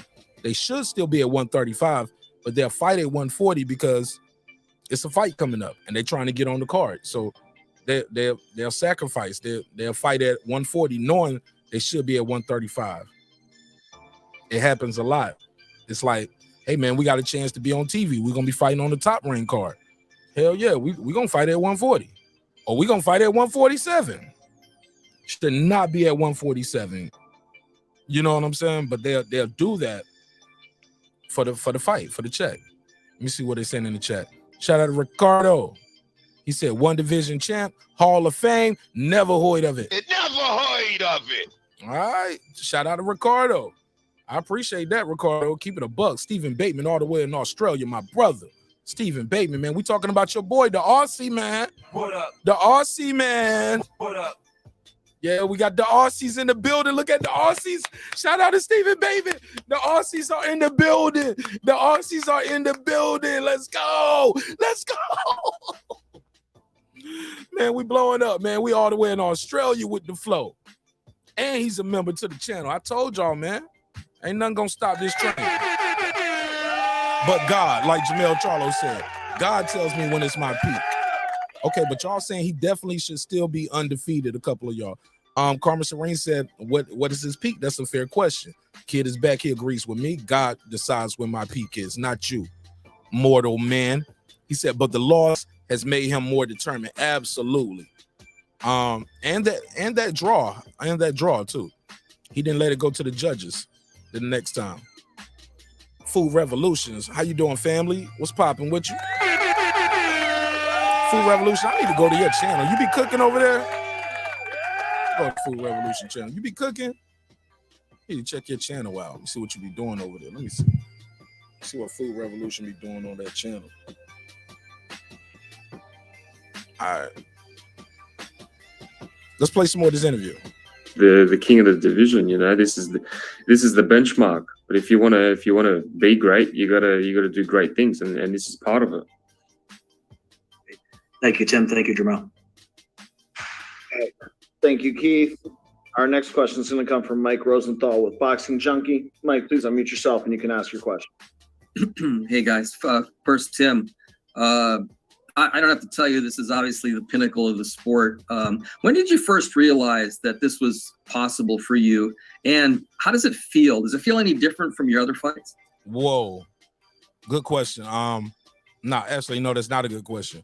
Modern King, that's a good question. I would love to ask people. Does undisputed, he said undisputed one division champion automatically gets you in the Hall of Fame in modern days? Damn. Do you guys agree with what Modern King Boxing is saying? Can an undisputed one division champion, like let's say Devin Haney never does nothing else, is he going to the Hall of Fame because he got undisputed? Josh Taylor never does nothing else. And when I say nothing else, I don't mean they retired. I mean they just start taking a series of losses. And I mean a lot. Is he still in the Hall of Fame because of what he did? Or do you have to retire? You know how they say rappers, like, if he would have died at this time, he would have been an all-time great, but he kept making albums, and now he's trash. All right, I like that, Modern King. I'm gonna pin that. I might put that in the community tab.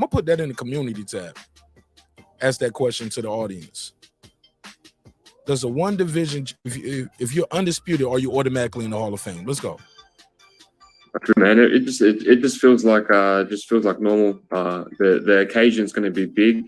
Undisputed, it doesn't get any bigger. It's like the Super Bowl. Not all the time, Alonzo. When I drop that link out there, it's not going to be always peaceful and friendly. Trust me. But the only reason I ain't dropped the link, because nobody asked for the link neither. But you know, I drop the link at any given time. Somebody asks for the link, you can get the link. Is the phone number on the screen? Yeah, the phone number. And the phone number is scrolling at the bottom too. My bad, y'all. I usually try to wait till I do a reaction, but this was a long ass reaction. And I chose to do the long version of the video because I didn't know what we were going to miss. And Food Revolution, I just subscribed to your channel. Karma, you going to do a Serene Saturday this Saturday? We're going to start plugging that, Karma Serene. Karma Serene been dropping some content now too. Are you doing them every week? Doing them bi-weekly? You just doing them the week of a fight? The week after the fight? But shout out to Karma Serene. She's dropping content. She's dropping content. Go check her out, fellas and ladies. Grand final. It's the NBA finals as well. You know, it's equivalent to that type of the Mecca. So yeah, I'm nice and relaxed. Oh, Karma, that's what you meant. It wasn't about how long you've been fighting. You meant it was a fair question. His daddy ain't been to none of his fights.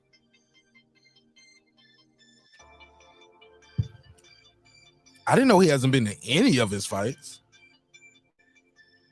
Any? It sounded like he didn't want his dad. That's something you do when you don't want your kid to box or something. You know what I'm saying? I'm sorry. I'm going to just put it out there. If he hasn't been to any other fight, yeah, that is a fair question. All right. Good point, Karma. When you gonna be dropping them Serene Saturdays? Are they lives or are they pre-recordings too? We gotta know. We're gonna start checking those out. I'm taking it day by day. And to me, it's just any other fight. What about the first part of my question? When did Karma Serene, look how this nigga cheating on you already. Look at Ben Adams. Food Revolution come in here, and now he calling her queen. Look at him. Look what he doing, Karma. He cheating on you. When did you first realize that this was a possibility for you? You could be in this position one day. What, to fight? To be at the pinnacle of the sport. Oh, it's when I found out about the fight, I was super excited because I was pushing it so hard with my promoters. This is the fight that I wanted, and I didn't think I was going to get it this early in my career. All right. For Jermell, Jermell, a lot of guys. See what I'm saying? I like Costa Tszyu. I mean, I'm sorry, they got me calling Costa Tszyu. I like Tim Tszyu. He even got his daddy hairline. He ain't got that rat tail though. He need that little rat tail in the back. But look, answer's kind of boring a little bit. This guy ain't nothing about to be boring with what he about to say. Look, his facial. Look, let me take this off the screen. Nigga, his facial expression right now ain't even boring. Everything about his face say, "I want to fight you now. I will fight you now. I will fight you through the Wi-Fi. If God let me, I'll fight your ass through the Wi-Fi, motherfucker. I want to fight now." Yeah, man. Everything about JERMELL CHARLO's face, everything about his aura right here says, "Don't fuck with me. I'm not here to play with you. I'm not your friend. This is not gonna be easy for you. I'm not gonna make it easy for you. I'm not trying to outbox you. I want to put you on a poster. I want to put you on a fucking milk carton." Everything about JERMELL CHARLO aura is what we aspired that our favorite fighters was doing. Ain't nothing vanilla about this nigga right here, bro. Everything kill about this nigga right here, bro. Oh, and I love it. It's great for the sport. It's great for the sport. This nigga's this guy should be on pay-per-view. That's why I asked y'all earlier, where's the disconnect? He talked the talk. He whoops ass. We seen him vulnerable and seen him take a loss, whether you thought he should have lost or didn't lose. We saw the draw. Some people thought he lost that one. Regardless, when he fought the guy again, put both rematches, caskets. You get a rematch with JERMELL CHARLO, it's casket time, man. Kid's a beast, man. You can't hate on you can't hate on him. Or you can dislike him. How about that? You can dislike him, but you can't hate on him. But we all know once you step in the ring with JERMELL CHARLO, somebody cue the Undertaker. It's about to get spooky. Let's go. They tell themselves, I've cleaned out the division, it's time to move on. And I've heard people say you might move up to middleweight. How much longer do you see yourself staying at 54? Okay. Okay, then this nigga ain't been listening because he already said, I thought he already said this. He said, look, I'm or maybe I was playing the short version because I did this interview already. I watched it already. But he's gonna say, look, I'm gonna be here for a minute. This is my division. My brother at 160, my boys at 147. I can't speak for the future, but ain't nobody in this motherfucker about to beat me. Ever. Cue the Undertaker. This nigga a monster, bro. And I love this shit. Let's go. Let's go, Charlo. My whole career. I have a twin brother at once. He said, I plan on being here my whole career. So it looks like he's gonna be a one division champion. He's gonna be a one division champion. Are y'all okay with that? I think I saw my boy in here. Taylor Bell, what up, family? Reggie O with the Killer Show. What up, bro? All right. I listen to this. This is key. This is key. Karma Serene is going every Saturday. She said, cool, I definitely support. Let me see what the lady's saying. Okay. So Food Revolution, you making plates? She said, I have a product line called low carb cake bites called Sweet Spots. She said, I'm gonna hit you up and send you some. You gonna send me some? Send it to me. My P.O. box. Hey, look, my P.O. box is in the description block. And I'll premiere it on the show. I'll show people the package. I'll taste them, try them out on the show. Yeah, send it. Oh, hold up. Were you talking to me or Carmen Serene? Hold up. Who was she talking to? You talking to me? Okay, she was talking to me when I said, do you cook? Yeah. Man, send them to me. My P.O. box in the description block. Definitely. I'll try them out. Let's go. Let's get some more of this done. We almost done. And the phone line is open if you want to call in. Tell me what you think of this JERMELL CHARLO interview. Let's go. Heard people say you might move up to middleweight. How much longer do you see yourself staying at 54? My whole career. I have a twin brother at 160. I have a stablemate at 147. We all comfortably make the weight. But Errol said, hold up now. Wait a minute now. That's what you're saying. Errol Spence saying he don't want to be at 150, 147 no more. I thought EJ was going up in weight. And look, I get it too. Making 147 is a lot harder than making 154 and 160. I mean, that's a couple steaks in between. That's a baked potato. It's like all your little favorites. Yeah, man, I don't know. He's saying he comfortable. But shit, his brother might want the big money at 168. Ain't the big money fights for Jamal at 168? Ain't that what we want to see him at? That's the Benavidez, that's Canelo, that's Boo Boo Andre, that's Caleb Plant.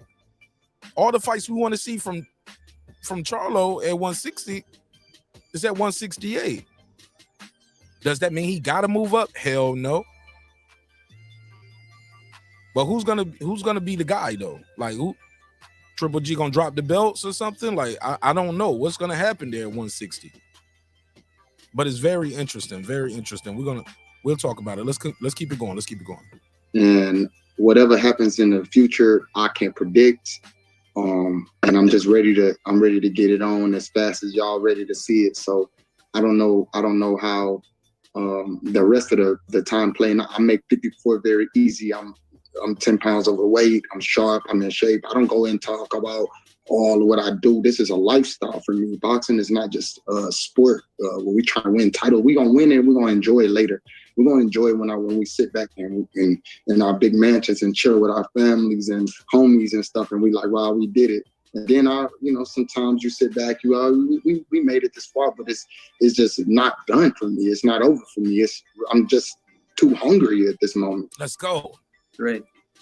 I love I think that. you mentioned, I think somebody else here mentioned that not everybody has you in the top 10 pound for pound. How do you think that's possible based on what you've accomplished? Or why do you think that's the case where some people leave you out?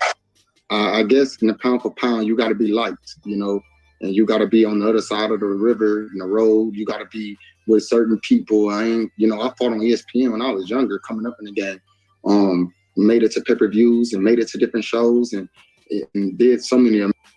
Shout out to Marq King. I don't know if that was for me. He said, you have to keep the same energy if another countryman had the Undisputed label officially like Devin Haney and JERMELL CHARLO. Yeah, he's not talking to me. Because I've been asking questions. I want to know what for the people who just got here, where do you rank JERMELL CHARLO on your pound for pound list? And I need a specific number.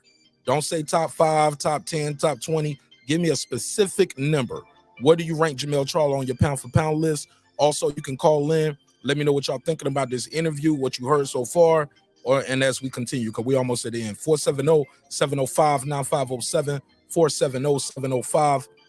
470-705-9507. All right, let's get back into it. Let's go. Amazing things outside of boxing. I don't know what you need to do. I don't know who needs to be writing this stuff, but I'm almost guaranteed just those people got a personal way that they feel about me. And I'm not here to make you happy. I got a woman to make happy. I ain't here to making y'all happy. I'm making no boxing reporter happy. Yo. Ooh, hey, look at his face. Look at his face. He mean that shit. Bro, I'm telling you, his whole aura say, don't play with me. I'm not here to play with you. I'm not your friend. This is not going to be nice. It's not going to be easy. It's not going to be over quick. For me. For you, it might be. Everything about this kid's aura, man, is something that I think people should get behind. Because this kid, he's speaking. He's entertaining. He's giving you a hot take. But he's also known to go in that ring and back it up. I've never seen a boring JERMELL CHARLO fight in my life. Even when early on when he wasn't getting the knockouts and his brother was getting the knockouts, if you look, I thought he was fighting the tougher competition back then. The way that they feel. That's why he wasn't getting the knockouts. About me.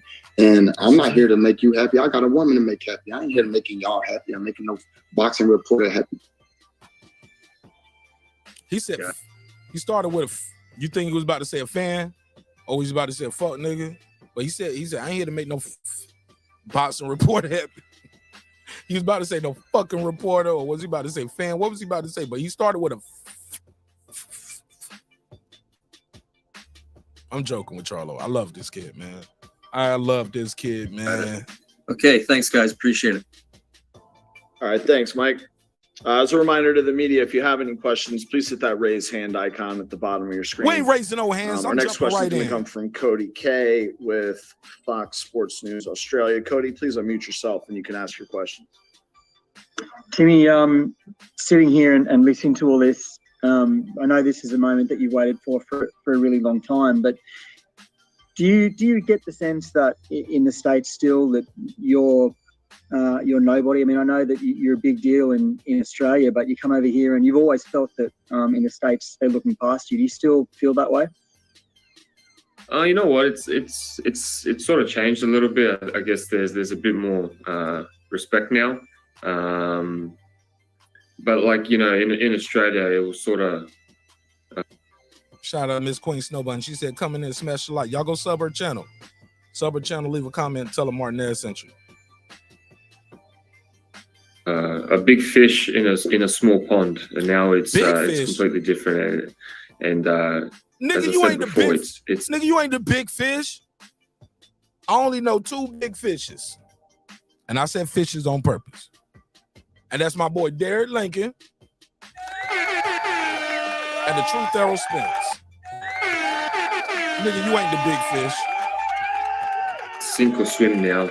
You're in the big ocean right now, and this is where it all matters. How much more improvement do you think you've got in you between the Gachet fight and now? I think for me, it's not fighting with emotion and fighting with my brains. When you're able to do that, Charlo gonna rattle all them brains, big dog. You got to do something special. Jermell, to you, your last 16 odd fights have all been world title fights. You've been fighting in 10 fights have been world title fights. You've been fighting 4 world titles since before Tim turned pro. Tim's obviously never fought a fight this big, and I just wonder for you as a guy that's been fighting all these world champions, are you as hungry to fight a guy like Tim that isn't as decorated as you or the guys that you fought recently? You could do the comparison, and you could realize that I've been doing this, and TSZYU is just another fighter that comes to fight hard, strong. He got his own country, and I love it. I love to fight guys from different countries because when I'm done with boxing one day, I might go ahead and hang out with Tim somewhere in Sydney on the Big Islands or somewhere chilling and kangaroo, and we're gonna be. Oh, he want to be friends. See, didn't I tell y'all he's a good dude at the end of the day? I told y'all niggas. I told y'all. I know dudes like JERMELL CHARLO, bro. I grew up with these dudes. From the outside looking in, they monsters. Gruesome, mean, everybody scared of them. Part the Red Sea when they walk in a crowded room. Get that nigga alone and you talk to him, man. Nigga been getting whoopings all the way since he was 16. Nigga be sad and stressed, always had bummy clothes and didn't get no girls, and that nigga just started lifting weights. And them last 2 years of high school, and since then, that nigga been a monster, nigga. Like, that nigga big as shit. What happened to you? Simon. Nah, they don't call me Simon no more. I was like, what they call you? Call me whatever I tell them. Call me. I'm like, all right, my nigga, shit. Nigga might just have a cold ass nickname now and be like, they don't call me Simon no more, Marq Nash. Like, what's your nickname, dog? Black. Nigga nickname just be Black. I'm like, all right, that was creative. Dark skinned nigga named Black. All right. Spent all week on that one, champ. All right. Talking about this shit when we 50 years old, and we're gonna be like, damn, and those fans gonna be pulling up on us and taking pictures. But Simon is a good dude. Black is a good dude. You know what I'm saying? And look at him. Look, he got a little smirk on his. Even when he's smiling, he look mean right now. He got a little smile on his face. He still look mean. Look over here. Nigga like got a mouthpiece in right now. This motherfucker stay mad, but you shit. This ain't no friendly man sport. This ain't the sport for a comedian. You know what I'm saying? Pictures and it's gonna be amazing. Look at him. He thinking about their life after boxing, and he's like, I like fighting guys from another. Look at his resting face. Man, them eyes look a little sunk in though, don't they? Or is that me? Or is that the lighting? Don't look a little sunk in? I didn't even notice that. That's probably why he angry. That nigga hungry. That jacket look big as hell. Like he got a triple fat goose on. That shit is a jean jacket. Look puffy as a motherfucker though. Okay. Yeah, that nigga hungry. That's what it is. You could do the comparison, and you could realize that I've been doing this, and TSZYU is just another fighter that comes to fight hard, strong. He got his own country, and I love it. I love to fight guys from different countries because when I'm done with boxing one day, I might go ahead and hang out with Tim somewhere in Sydney on the Big Islands or somewhere chilling and kangaroo meat, and we're gonna be, talking about this shit when we 50 years old. And we're like, damn, and those fans gonna be pulling up on us and taking pictures, and it's gonna be amazing. I'm going all over the world with it. I'm just gonna do it from America. He said, Mark be snaking my boy. Who's your boy? TSZYU? I like TSZYU. I don't think he gonna beat Charlo. I already said that. Stephen Bateman, you my boy. Shout out to Australia. Shout out to all the Aussies. I don't think he gonna do it. Does he got a shot? Absolutely, because Charlo is beatable. That's why I like Charlo. As good as he is, he's beatable. I just don't think TSZYU has enough what it takes. And I don't think he's been at the level and he fought enough. He's never seen nobody like Charlo. Charlo's seen a couple of TSZYUs in his life. Has Tim got the skills to compete at the top of the division? Have you seen enough from Tim to believe that he is a dangerous fighter for you? Boxing is boxing. Everybody dangerous. Everybody got a chance. Everybody got opportunity. You know what I'm saying? I can't really just make a decision and say, oh, he's this and that. But I know there's better fighters in the division than him. There's some hungry fighters in the division. He just one of the hungriest. He got the opportunity. We can't judge what that's God's timing right there. His opportunity came before a lot of other fighters, and then there was a lot of other fighters that opportunity came before him. So it's all about what I gotta get in there and do. And y'all get the best JERMELL CHARLO. Every fight is important. Every fight is a legacy fight for me, and that's what I stand real strong by. You know, I got a good team. I got good backing, good management. I got good everything. You know, a support system is different. You know, I'm a twin. You know, that also gives a little bit of love to what I do in the boxing, and it separate me. And I feel like now I've separated myself from my twin brother. And you know which one. Oh, did he diss his brother? I'm joking. I ain't trying to make no problem between the twins. But yeah, people used to call him Little Charlo. The other brother was called Big Charlo because he was getting the knockouts. It was perceived that he was fighting the better competition. And my, how the tables have turned, like my boy Errol Spence would say. All right. When you know, it's hungry, you know which one is a dog. Not that my brother not hungry and a dog, but it's just like my competition was when I was born and raised. You know, I was in competition early in life. So and we watched and studied the best fighters in the world coming up. I'm not none of these people his daddy fought, because I guess we can't talk about Tim fighting, right? We can't talk about the fighters that he fought. We're gonna stay focused on the fighters his dad fought. I'm not those fighters either. You know what I'm saying? It's a different genre and a different generation. And I stand strong by how I feel about this sport and the game and where I'm at. All right, great. Thank you for that, Cody. Our next question is going to come from Hans Nemasode from Boxing Inside.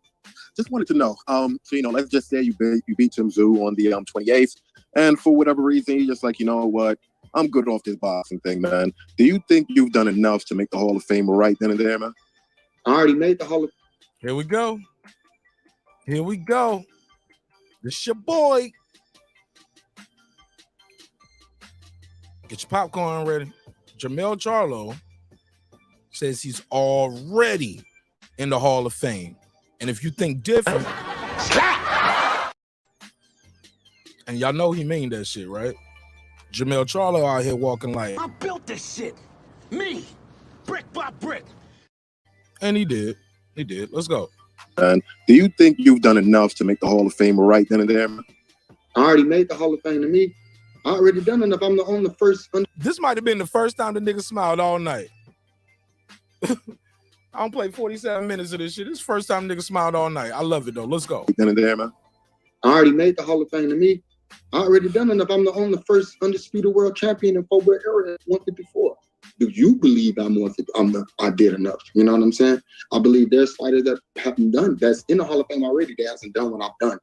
You know, I'm a legend already, baby. I'm a living legend. Haven't done what you done, not hasn't. Have not done what you done. Haven't. It's like nails on a chalkboard sometimes, but go ahead. I did enough. You know what I'm saying? I believe there's fighters that haven't done that's in the Hall of Fame already that hasn't done what I've done. You know, I'm a legend already, baby.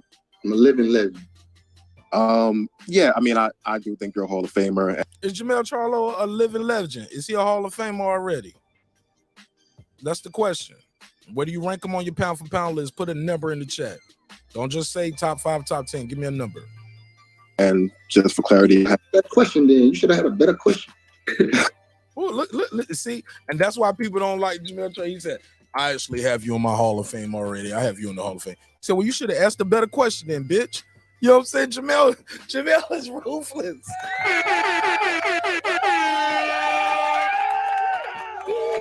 JERMELL is ruthless, homie. This motherfucker's ruthless, homie. You better not slack a minute. Listen to this shit. There's fighters that haven't done that's in the Hall of Fame already that hasn't done what I've done. You know, I'm a legend already, baby. I'm a living legend. Yeah, I mean, I do think you're a Hall of Famer, and just for clarity, I have that question then. You should have had a better question. Please, give me a break. Smiling. Why would I give you a break? You came on this thing talking. That nigga is not smiling. He meant that shit. Bro, he meant that shit. Did you see his face? He smiled a little bit, but then he thought about it. He smiled and smirked, but JERMELL thought about it. All Positive Network. What up, my brother? He's serious. Watch this shit. I'm a living legend. Living legend. Yeah, I mean, I do think you're a Hall of Famer, and just for clarity, I have that question then. You should have had a better question. Please, give me a break, man. Why would I give you a break? You came on this thing talking to us. He said, why the fuck would I? Ooh, bro, Bro, I'm telling you, he got a chip on his shoulder, bro. He got a chip on his shoulder. He got a chip on his shoulder. Now, to go back to the original question I was asking y'all, what's the disconnect with JERMELL CHARLO? Why it seems like people don't like him? Do y'all think that right there is part of the reason why people don't like him? That little outburst. He's like, I got you on my Hall of Fame already. He said, well, why? You should ask me a better question then. JERMELL told that nigga, you should have asked me a better question. He was like, give me a break. He was like, I ain't giving you no break. You on this thing talking to us. JERMELL is right. You could have started off with, JERMELL, I think you're a Hall of Famer already, blah, blah, blah. And then you could have asked another question. JERMELL is serious though. Give me a break, man. Why would I give you a break? You came on this thing talking to us. All right, brother. Come at me correct. You come at me correct. I'm a legend. He didn't disrespect you though. Man, I changed my mind what I said. I changed my mind. I don't want to interview him no more. I don't want to walk around eggshells around a nigga like JERMELL CHARLO. Got me. You would have to tiptoe around this nigga. You have to ding, ding, ding, ding. like the cartoon sounds. Gotta walk soft around this nigga or be ready to fight or kill, because you ain't about to beat him like that, nigga. You know what I'm saying? This nigga, he is not 154 in between fights. Somebody said the reason why I like him is he keep that same energy. And people don't like it. I do. I like it. I do. Charlo, that dude. I mean, he cool for you. You ain't trying to interview him. Shit, you just trying to go to the fight. You know what I'm saying? You ain't trying to interview this nigga. You gotta walk on eggshells in this interview. She said, he's like that because of the media. What do you mean exactly? Like, because this guy didn't say nothing bad, and look how he went off. He didn't say nothing bad. Yeah, them eyes are sunken in a little bit, but them eyes say, I ain't playing with you neither. Them eyes says, nigga, I'll fight you right now through the Wi-Fi if I could. He said, it's an incredible feat in boxing. Undisputed, every single boxer strives for undisputed. I don't think they do that, Taylor Bill. I think every boxer strives for, as a kid, you want to win like nationals and you want to win regionals, your state tournament. Well, you want to win state, want to win regional, you want to win nationals, Golden Gloves, PAL tournaments. You want to go to the Olympics, or you go to the World Games or the World Tournaments, national tournaments, Olympics. You want to go pro, you want to win a world title, and then you want to be a pay-per-view star.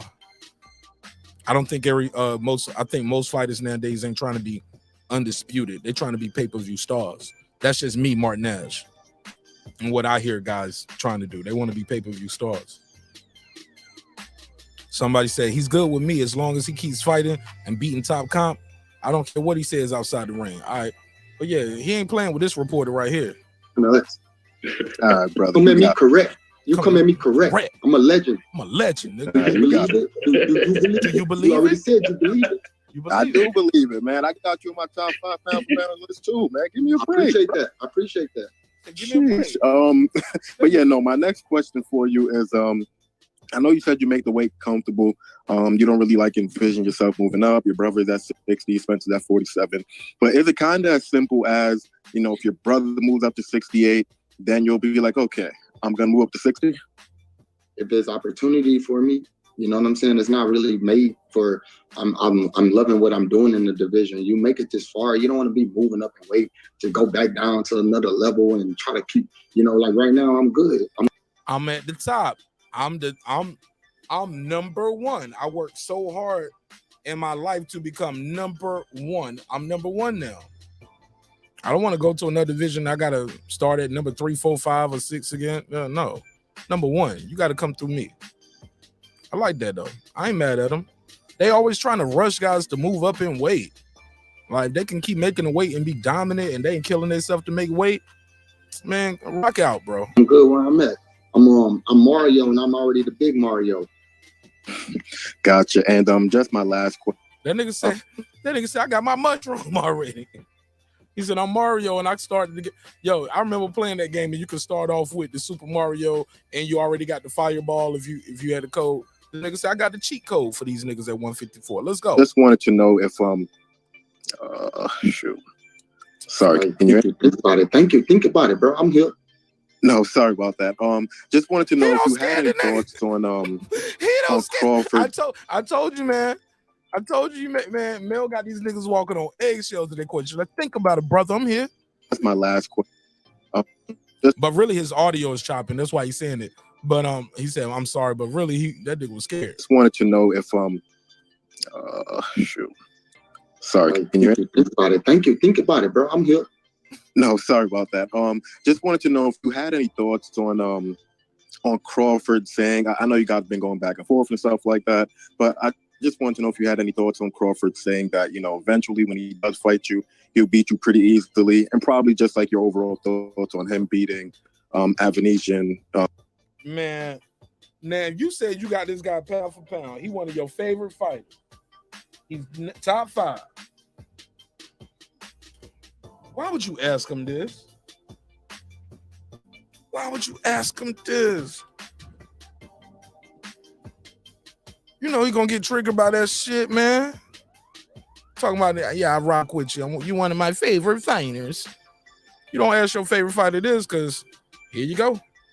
Via 6-round knockout. Hold up. I know you guys have been going back and forth and stuff like that, but I just wanted to know if you had any thoughts on Crawford saying that, eventually when he does fight you, he'll beat you pretty easily, and probably just like your overall thoughts on him beating Avanesian via 6-round knockout. Now, I didn't get to see his fight. I've never heard of what he's done. I never heard of his opponent. I've been really focused on what I got in front of me. Okay, I did something wrong. I'm not even worried. Man, everybody say they gonna beat somebody this and that. Man, all I see is him riding off. Can y'all still hear this? Fighters. Like, he ain't even trying to really fight nobody for real. These people over here is a whole different ball field. All right, hold on. Bear with me.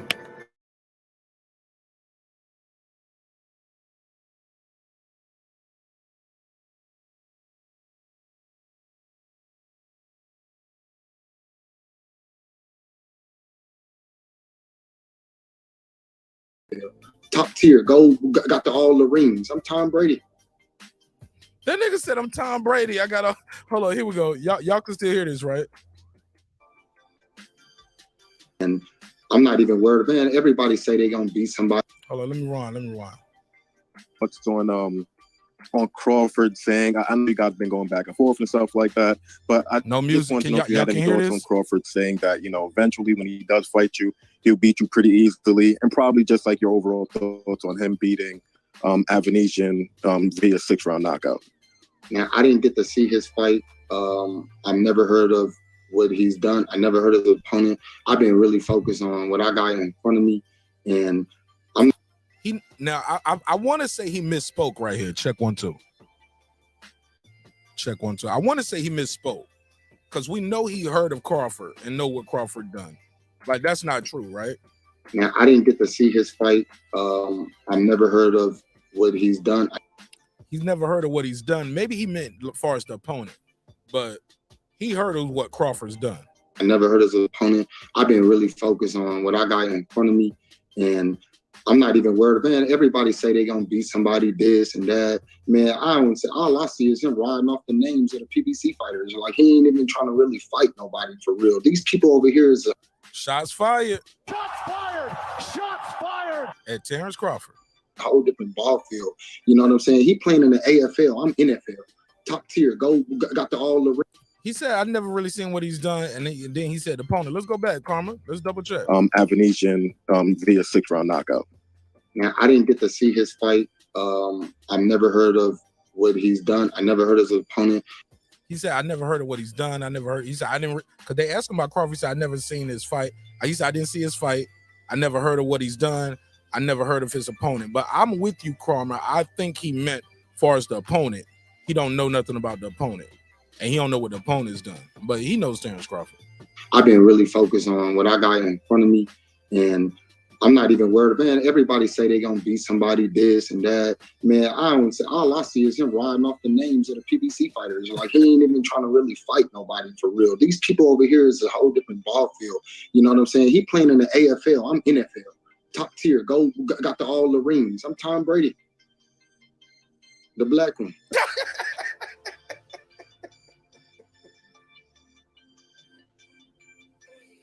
This nigga JERMELL CHARLO say he the black Tom Brady, homie. JERMELL CHARLO say he the black Tom Brady. Tom Brady getting his ass kicked this year. That might have been a bad example. Yeah, Tom Brady just lost 35-0. 35-0. So that might have been a bad example right now. Maybe this is the old interview though, and they just not releasing it. Got all the rings. I'm Tom Brady. Wait for it. The black one. The black one.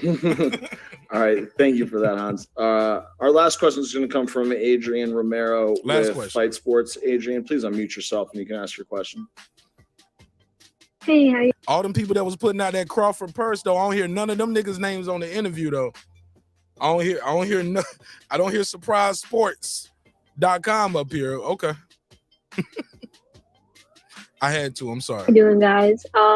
First one's for JERMELL. It's a lady. So you said a little earlier that every fight for you is a legacy fight. So what exactly do you want your legacy to be? I want it to be what it is right now. I want it to be undisputed. Now I want to defend them. And just, you know, when you think of JERMELL CHARLO, you know, a ferocious animal that's coming in that ring. He for real about everything he do, every move he make. Very, very intelligent in the ring, smart outside the ring. Made a living for himself, and building more boxing and legacies and around me, you know, people that's trying to come up in the game. He building more boxing and legacies around me.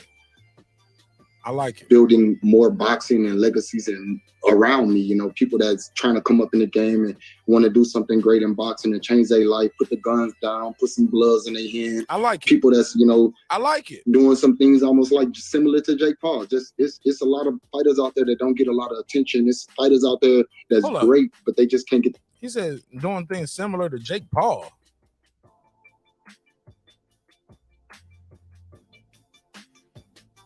Is that a good thing? Like building okay. Shit, he looking for the next YouTube star. Okay. Want to do something great in boxing and change their life, put the guns down, put some gloves in their hand.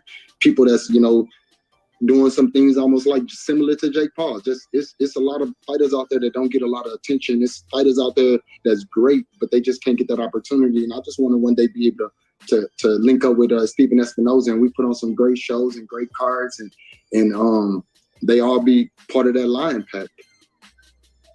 Awesome. Love that. Thank you. And last one for Tim. So lions have a pride. I think it's called a pride.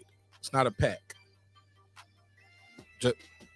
I'm sorry, y'all. I'm sorry. I couldn't let it go. I'm sorry. I don't think lions run in packs, though. I think it's called a pride. But okay. Basically, same question for you. You know, people keep bringing up your father, but what do you, TSZYU, want your legacy to be? In all honesty, just to inspire as many people as you possibly can through boxing. Boxing is we get this attention, we get a lot of people watching, tuning in. So if you can turn it into a positive energy where people, get up from the couch, or people just change their lives, I think that's the main thing. I'm saying awesome. Food Revolution. Thank you both and best of luck. I'm just saying. It's all right, thank you, it's Adrian, and thank you both, JERMELL and Tim, for your time today. That's a wrap on our media questions, and with that, I'll turn it back over. I like Jake Paul. I think he's good for boxing.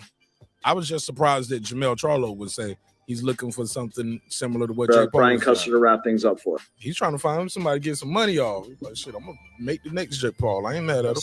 Okay, thank you, Undisputed. You guarantee us on January 28th. He can guarantee us he gonna show up and get a check. That's what he can guarantee. I'm gonna show up and I'm gonna get paid, and I'm gonna give it my best. That's what that's what anybody can really guarantee, right? Non-stop action. Keep them belts shiny. because I'm coming to grab him. Okay. Man of a few words, but powerful. I like it. Okay, Mel Charlo, same thing to you. January 28th, you make your first defense of the undisputed title. Those belts that you've worked so hard for. If there was one thing you can guarantee the people that they're going to get on January 28th, what is that? That you, JERMELL CHARLO, guarantee? To the death of me. Be the killer that I am. I like it. Well wishes to you and your family in Australia and everybody. Happy holidays to all y'all. And I just want to see, you know, the world change and be a better place. And just, you know, it's, you know, like I said, we doing everything we can on this end. I love it. I love it. Folks, it all goes down on January 28th in the fight capital of the world, Las Vegas. Ooh. On Showtime Championship Boxing. What day they say? Capital of the world. I love it, folks. It all goes down on January 28th. Damn, that's right around the corner. In the fight capital of the world, Las Vegas. On Showtime Championship Boxing. One of the pound-for-pound best. Hold up, he got a green screen on. He ain't even really in front of the damn white shit. Look at his ears and shit cut off. He ain't even. This a green Showtime champ. This a hold up. He got a fake background and it's a bad background. Hell no.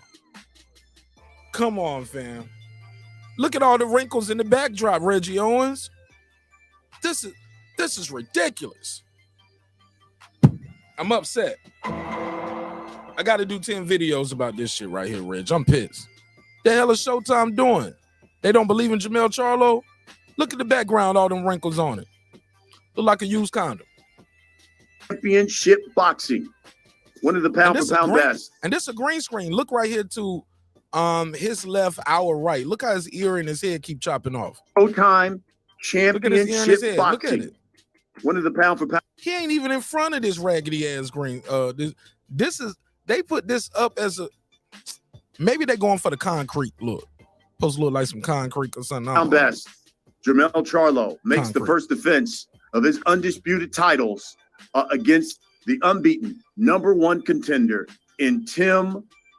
You do not want to miss this. Reggie, this the new move. Look, he ain't even. This a wrinkle. They put the wrinkle screen behind him, bro. BFK Prime. At least they had their logo on their shit. This is a bad sheet. Bad sheets. Pillowcases. And he ain't even in front of it. They thought that would be a good background. He's in front of he got a green screen. Look how his ear right, not this side, but yeah, this side right here. His left, our right. Look how he's cutting his ear off. This is terrible production. This is what Adrian Broner was mad about. He was like, man, y'all got me up here doing the motherfucking Skype press conference, nigga. Then he apologized. Then he pulled out the fight. It will take place at the Michelob Ultra Arena at the Mandalay Bay Resort and Casino in Vegas. Mandalay Bay. Tickets on sale today at AXS.com. Again, AXS.com. Did he say ass? They selling tickets at ass.com? Sound like Pornhub. These niggas on ass.com? They better not be, man. Tickets on sale today at AXS. Okay, AXS. Okay. .com. Again, AXS.com. Okay, I'm sorry. I had to. Make sure you tune in to Showtime on January 28th. Make sure you tune in to Showtime this. Look at the green. This is a green screen. They put that raggedy background up for a green screen. They could have put like Showtime logo or something. Look at this. Look at his hands and shit. Saturday for our fights in Vegas this coming Saturday. Screen. And don't forget January 7th as well. For the undisputed champ. Thanks for watching. Shout out to Brian Custer. All right, good interview. All right.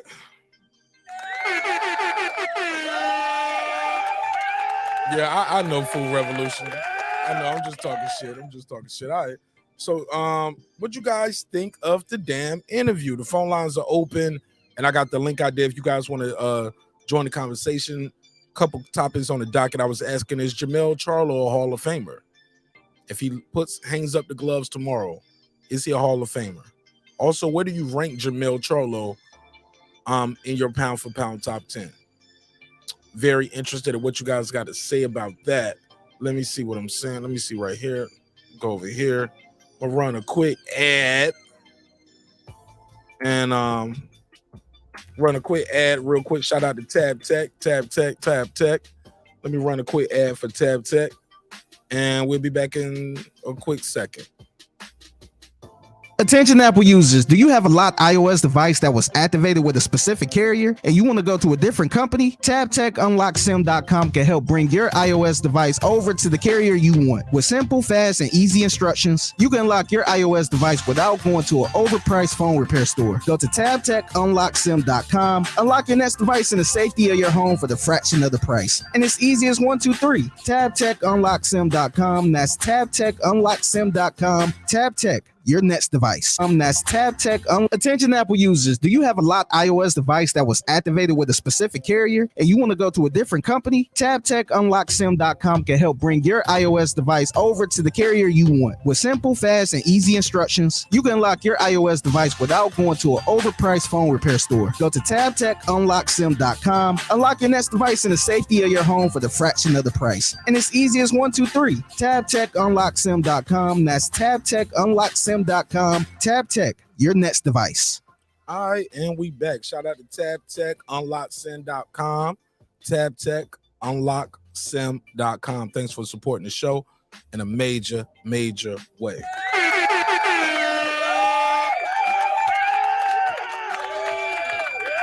All right. So I was asking, where do you guys have Charlo ranked on your pound for pound list?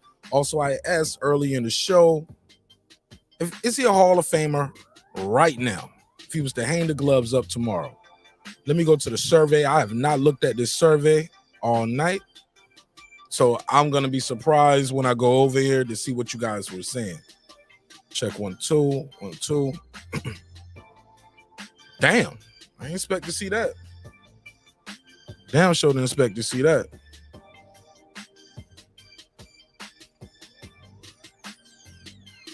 $82 votes, 65%, 65-35. Sounds like that deal that they said Bud Crawford walked away. All right, 65-35, 65-35. And people are saying yes. 65% is saying yes, JERMELL CHARLO is a Hall of Famer right now. All right, interesting. I ain't gonna lie. I didn't think so many people was gonna say that. I ain't even gonna hold you. I didn't know y'all was giving up the Hall of Fame like that. That's crazy. I was not crazy that he got in. I'm just crazy that the numbers such a widespread. Mir said, he said, I'm a superior black. Let me put I'm a superior black. Shout out to you, Superior Black. AXS. Yeah, you can get your tickets for the JERMELL CHARLO and TSZYU fight. It was going down in Las Vegas at the Mandalay Bay, Michelob Arena. Shout out to Reggie O in the building. Stephen Bateman, what up, though? She said, looks like BLK Brown's background. Hell no, BLK Brown background at least had their logo on it. This shit didn't even have no logo. It's a bad sheet. It's a damn bad sheet. Reggie said, y'all better get on these wrinkle. He said, y'all better get on the wrinkle green screen. That's the new wave. It's a new era, homie. At it. All right. I ain't mad at it at all. Stephen Bateman laughing, having a good time. That's what it's all about. Laughing, having a good time. Let me see what time it is on the clock. Okay. I got time. I got a little bit more time to see what they're talking about. Yes, it's a pride of Lions, not a pack. Kenneth Harvin in the building. He said, Charlo is always commenting on Crawford, but never accepted his invitation to fight him. Well, he did say, hey, come up here. He said, you better stay down there because coming up here fuck with me, you gonna get knocked the fuck out. I'm a knockout artist, baby. He did tell him, you come up here, I'm gonna knock you out, but what, he's supposed to go down to 47 and fight Crawford? He's not gonna go down and wait to fight Crawford. Crawford will have to come up and wait, and then we'll see what happens. But yeah, I don't think he's ducking Crawford. But and in this situation, to be fair, just as me being full transparent, he was asked about Crawford. Somebody asked him about the fight. I'm just trying to be fair, Kenneth. He didn't just randomly say, and that nigga Terrence Crawford. Nah, he didn't do that. Let me see what I missed out there. Did I miss anything? Kansas City Met, they scored 35-7. Oh, they finally scored. See, when I looked at it last, it was 35-0.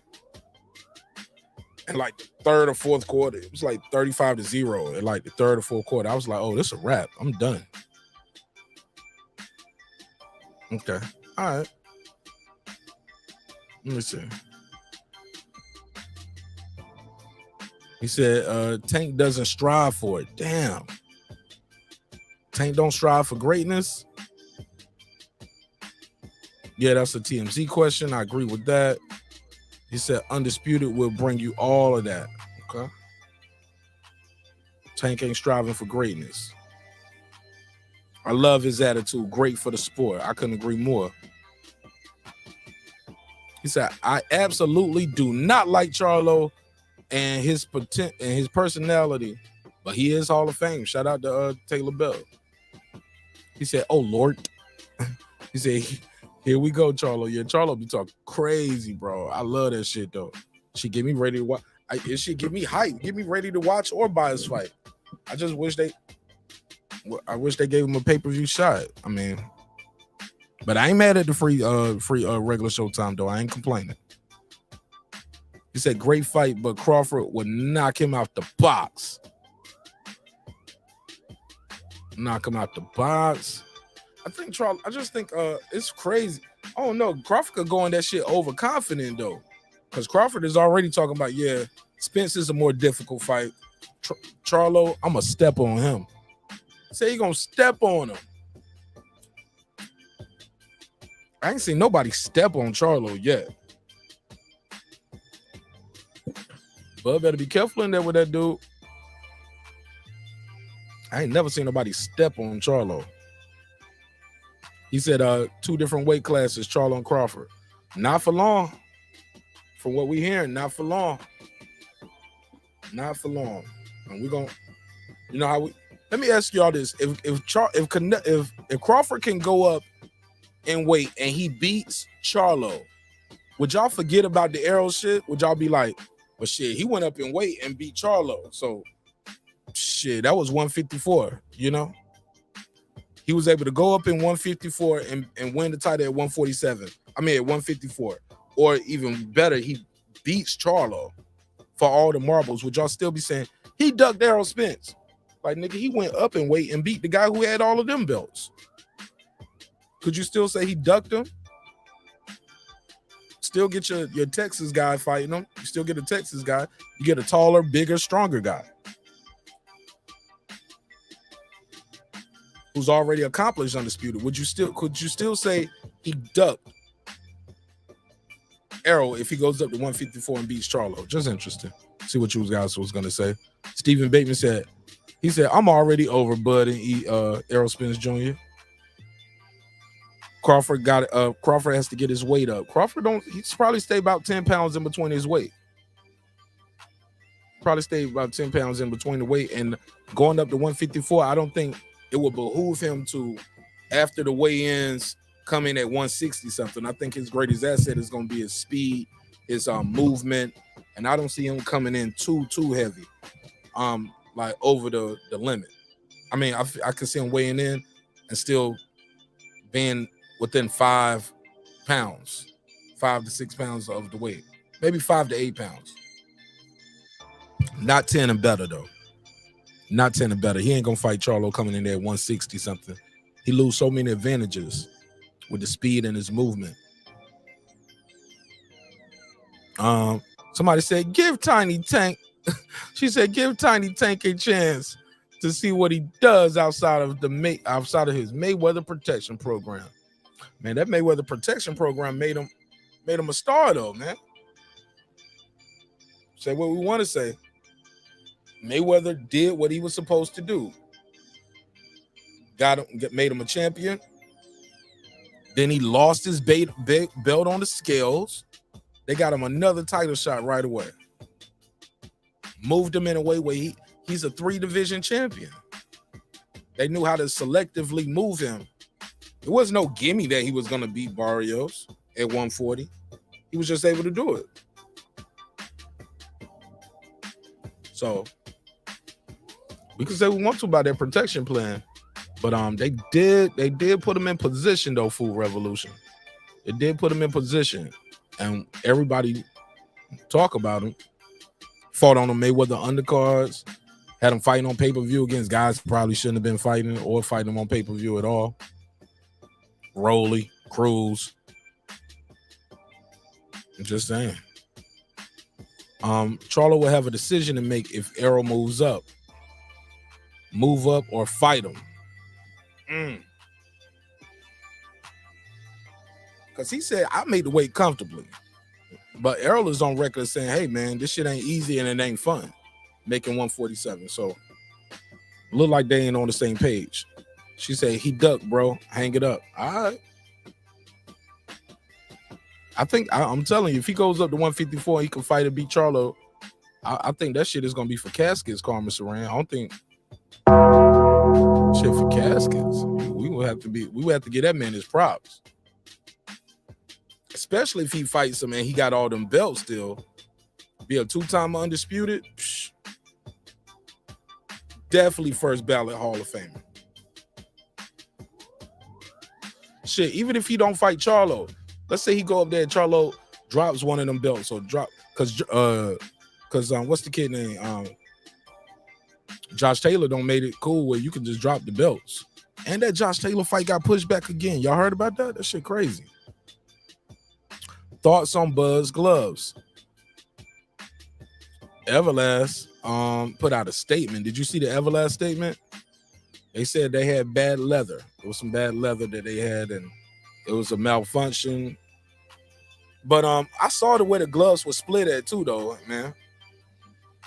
Where those gloves were split at, that didn't give him a tactical advantage, Mir.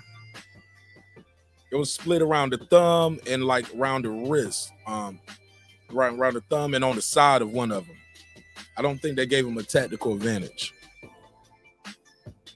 And I'm just being fair. Said I have Crawford beating Spence Jr. by KO. All right.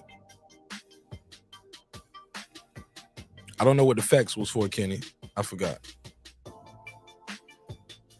M Stacks, he said, now that an undisputed welterweight, now that an undisputed welterweight champion, if he does that from light welter through super welter.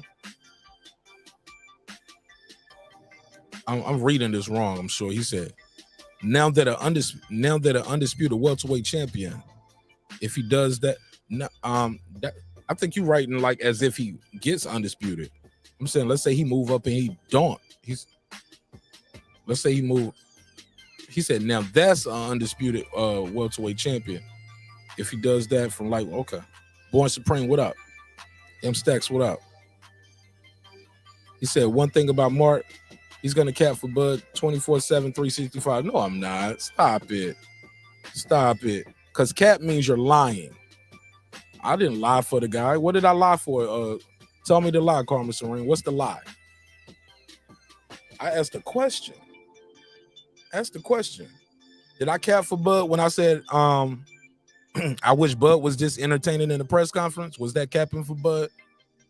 When I said, damn, I wish Crawford would talk like this. I wish Spence would talk like this. I wish more fighters would talk like this. That's not capping for Crawford. Stop it, Karma. Don't put that on me. Nah, I gave JERMELL all of his props for 2 hours now. What are you talking about? 2 hours. Check the playback. Did nothing but get this guy his flowers. Cracked some jokes in between, but yeah, I gave him his flowers. And I definitely said, this is a guy we should get behind and we should support this guy. You know what I mean? Definitely said that. Karma in there with the joke. She ain't got no answer for that. Where's the lie, Karma? What did I lie about for Crawford? What did I lie about him tonight? I ain't lie. I told no lies. No, y'all niggas be lying. He lied. Y'all niggas worship him. Y'all niggas worship him. They should have made him switch gloves. I get it. I get it, Mir. But they were gonna switch the glove. They said they had just started a round. It was no gloves there. So they said, hey, we're gonna switch after this round. They didn't have no gloves there. And that's not up to Crawford. That's the commission. That's the commission. That's them. That's the commission call. That's the doctor. That's the ringside physician. That's the people who are in charge. The people that put their license on the line. M Stack said, laugh out loud. Sorry. He said them gloves were antique. Everlast, man. Shout out to Everlast. She said he lied. He lied. Y'all niggas worship him. Mark takes a couple days off to be fair. Laugh out loud. Karma's one. Yeah. We don't believe you. You need more people. Yeah, every now and then. Every now and then. I do though, Mir. I give credit where credit is due. Unlike the haters, I never said EJ was a bum. He was a trash. But when we get into that resume talk, I was like, well, look, man, we want to be fair. We can go through this resume now. We can nitpick anybody's resume if you want to be fair. Everybody's resume you can nitpick, from Rocky Marciano, Muhammad Ali, Floyd Mayweather. Yeah, I said Muhammad Ali. When they was doing that bum of the month, and Muhammad Ali fought like 3-4 months in a row, and he was doing his Euro tour, traveling all over the globe, fighting every other month or fighting it once a month, knocking out all them folks. Yeah, man. You can nitpick anybody's resume if you're looking hard enough. I'm just being fair. Somebody said 350 days, not 365. Thank you, Mir. I guess. I don't even know if that's a compliment, Mir. I don't think that's a compliment. He lied. Y'all niggas worship him. Rocky Marciano. See, that's day one. Rocky Marciano, that's day one. Absolutely. Errol, the drunken master, Spence, 2-time accident, 3-time, got 3. He wrecked a Ferrari, the G-Wagon, and then this last vehicle too. It's 3 really, but I don't think he was drinking this last time. I don't think it's no evidence said he was drinking. So I'm gonna be cool on that. Y'all notice I didn't even, hey look, Karma Serene, Mir, go through my playlist. Did I do a video about that? Did I do a video about that last accident? Not one, not a peep. Talking about it right now, probably the only time I've ever talked about it. Never talked about it. And I got my reasons. Troy Graham, he said, when and if Charlo fights Crawford, it would be a bigger man who can punch versus a smaller man who can punch. Crawford beats Charlo, Spence becomes completely Crawford beats Charlo. If Crawford beats Charlo, Spence becomes completely irrelevant. Okay, Troy said if Crawford can beat Charlo, Spence becomes irrelevant. That was the question I was asking. Like, would y'all still care if he goes up to 54, fights Charlo? Would y'all even still care? Like, damn, this shit, we didn't get that fight, but damn, we getting this one. And this is a monster. This is a bigger guy. This is a guy started at 135, fighting the guy at 154. All right.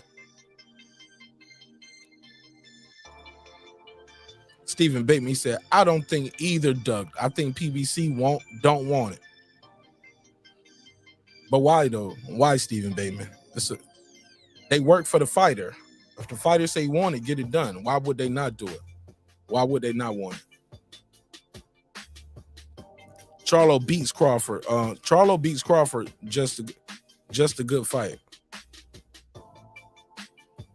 Mark, that was Joe Louis who did the bum of the month, not Ali. Okay.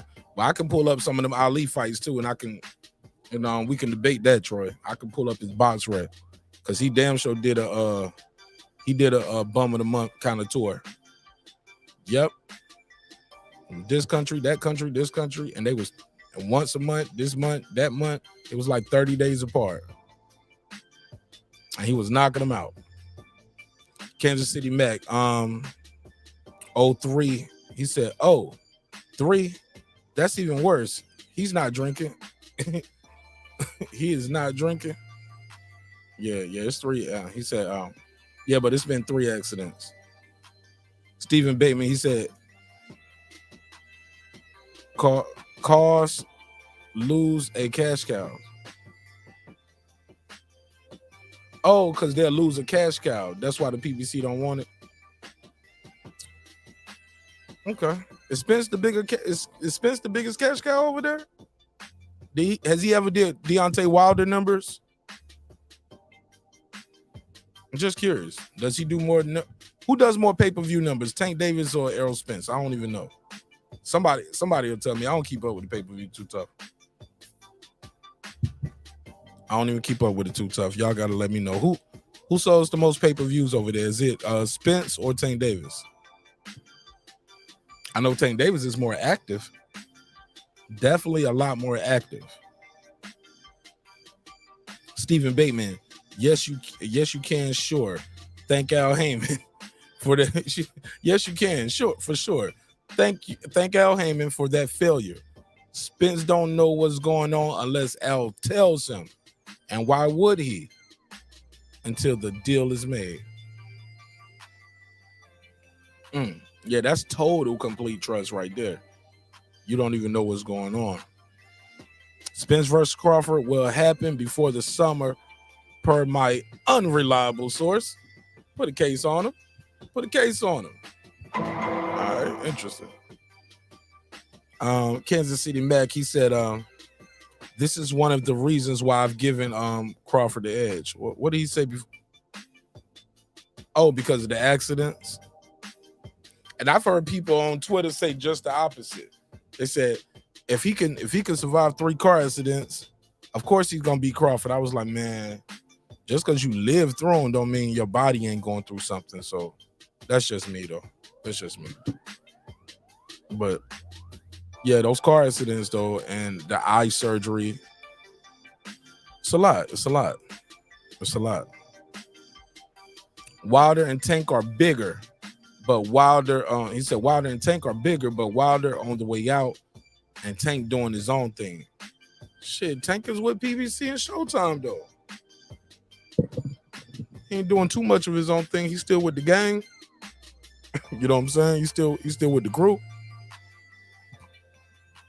I don't think he's doing his own thing. I think he's still with it. I think he's still with the shits. Spence gonna beat Crawford in a tough fight. All right, Born Supreme. You think we're gonna get that in 2023? In the summer. All right, I'm gonna be looking for that shit. I'm gonna be looking for that one. I know my boy Brandon Washington. He got a bet. He riding with Spence, and I think my boy Megazord got Crawford. They out there in Texas, out there in Dallas, East Dallas. Troy Graham, he said, irony is those bones are you hold up. The bones, as you call them.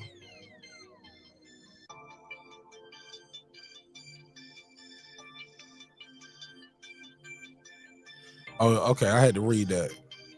He said, irony is those bums, as you call them. I didn't call them that. That's what they was calling them. It was a whole little thing when he was like that bum of the month. It was, I think it was an Ali and Frazier conversation that they did live, and he was like, oh yeah, you would have been on that bum of the month tour too. Yeah, but I don't believe in calling fighters bums, man. I don't think that shit cool. Lesser opposition,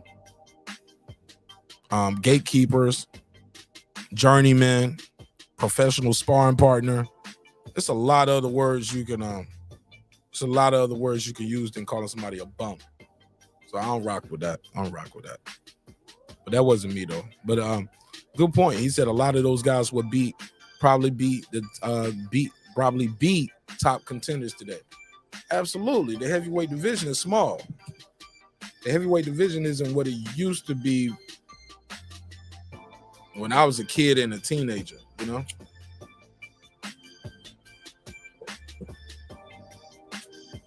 But I feel you. Deontay Wilder never did, quote unquote, Deontay Wilder numbers until he got the brakes beat off of him by White Jesus, aka Tyson Fury, and he is on his way out. So Tank is up next over Errol Spence. Why JERMELL CHARLO ain't up next? He undisputed right now. Deontay Wilder, Errol Spence, nor Tank has ever accomplished that. Why they ain't building up JERMELL CHARLO? Come on, Food Revolution. Why they ain't building up JERMELL CHARLO? He got undisputed now. And he ain't never been put to sleep. He fighting the top guys in his division. Fighting mandatories and number one contenders and shit, right?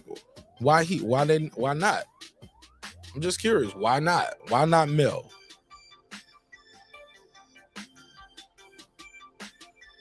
But he did get the brakes beat off him, though, respectfully, though. Yeah, he lost that one. She said buns, he means buns. And not bums, buns. Karma, you slick, man. I don't even know how your conversation would be in real life. You probably make people mad sometimes. You used to be slick. Troy Graham, he said, I believe Tank's light is shining brighter than Spence right now. Shit, I'm just saying, man. He's not a unified champion. He's not a 3-belt unified champion in his division. Why is that though? See, that's what it brings me back to what they were saying earlier. People was calling it, excuse me, the Mayweather protection program. Nah, it was that Mayweather superstar kit. It was that Mayweather platform. It was the being on the Mayweather undercards. It also has something to do with going into the ring and consecutively and continuously having spectacular knockouts. Like if the guy don't supposed to be in there with you, you get him the hell up out of there. And that's what Tank does. I got to give him credit for that. But he just started talking. Shit, JERMELL been talking. I'm talking that shit too. Call from the boxing scientist. Boxing scientist, talk to me, my brother. How you feel? What's the deal? Yo, what up, fam? Thanks for having me. So JERMELL CHARLO, man, I don't think he gets enough respect. I don't know why. The guy's doing everything the way he's supposed to do it. He went undisputed. Like, what more do people want, right? I think it's because his brother has a bad reputation, and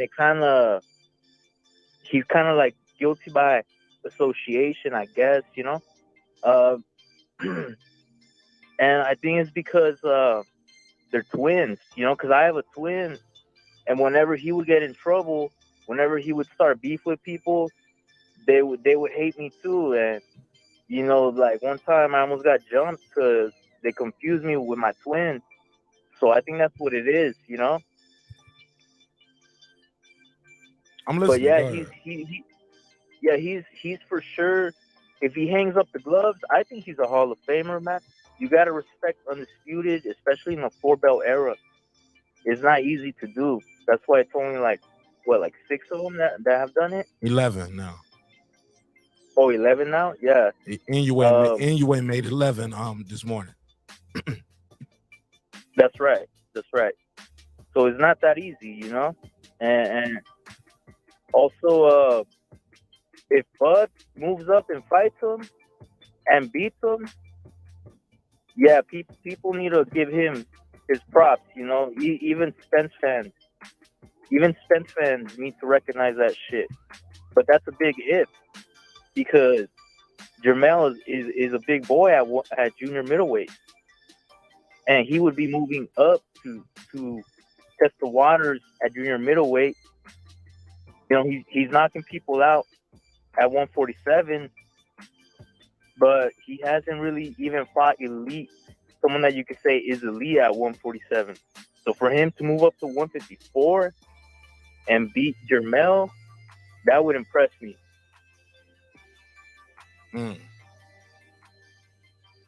But like I said, that's a big if. I don't know if he can get the job done. He has more skills. He has more skills, right? But Jermell ain't no slouch either, and he's gonna have the size advantage. So I would actually favor Jermell. But also he'll be at that point where he's been draining to come down to make weight for so long, versus this other guy finally get to eat some steak and potatoes. Somebody, you get what I'm saying? Somebody who has grown into the weight naturally versus somebody who, like, I'm always having to cut weight. Is different. Not to mention JERMELL CHARLO, we know he'll have a sippy sip every now and then too. That plays a factor when you're dealing with a guy who don't take no sippy sips ever. Yeah, but he seems to still be making the weight comfortably. You know, like I don't see him like really gassing out. You know what I mean? I seen him take breaks though. I seen him take breaks in there and get popped. Yeah, JERMELL with Harrison, he went to the ropes a few times. Castaño had him on the ropes a few times. He'll take a break. He'll take breaks in there, like Canelo. Like he'd go to the ropes and take a little break. That's true. That's true. So who would you favor, Marq, in that fight? It's hard for me to say right now, bro. It's still hard for me to say. I want to see how you look in this fight right here coming up. Yeah. But skill for skill though, I think the kid is good. Like even in the GIF you see on the screen right here, you're gonna see he jabs well, he hooks off the jab. My only thing with Charlo is he throws everything. He throws a lot of shit hard. Every shot is like damn near a power shot. It's a power jab. It's a power jab to the body. Yeah. He don't and his opponents sometimes get used to the power early on in the fight. It's almost like the shock of the punch is gone. You get what I'm saying? Right. And maybe so now it's all about now I gotta hit him with a punch you don't see versus he didn't even know I hit this hard in round 4. He throwing everything he got early in the fight. That is true. That is true. And I think maybe that's another reason he gasses out, man, because he's trying to knock your head off from beginning to end, you know? Yeah, I don't think he gasses though. I just think he takes breaks in there. But he's good enough where he could take a break in there and he'll just go to boxing. But this combination he does with Harrison, he jabs, then he hooks off the jab, throw the right hand, like he's mixing it up with the jab, the hooking off the jab. But Crawford, I think, is so slick. He'll catch that hook off the. He'll notice that. He'll notice that hook off the jab, and he's not just Crawford's not a shell up type guy. He's gonna punch with you, or try to punch in between your shot, and that can be detrimental with a guy like JERMELL, because JERMELL does have great accuracy, man. He does swing wild sometimes when he think you hurt you, and he'll charge in and it be looping. But like when they just in front of you and just trying to time you, man, he got good timing, man. JERMELL is good, man. This kid is the good zone. I'm telling you, man, I do not see why the people I ain't riding with this guy more, yo. I just don't. Yeah, me either. Me either. Like I don't think he's getting the accolades he deserves.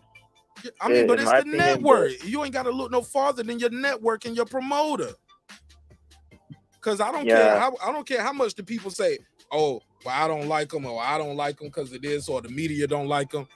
The promoter is gonna put him on pay-per-view, and the network and the promoters, all of them, y'all put him on pay-per-view. Y'all keep putting him in front of people's face. and let him keep doing his work. Cause the kid is entertaining.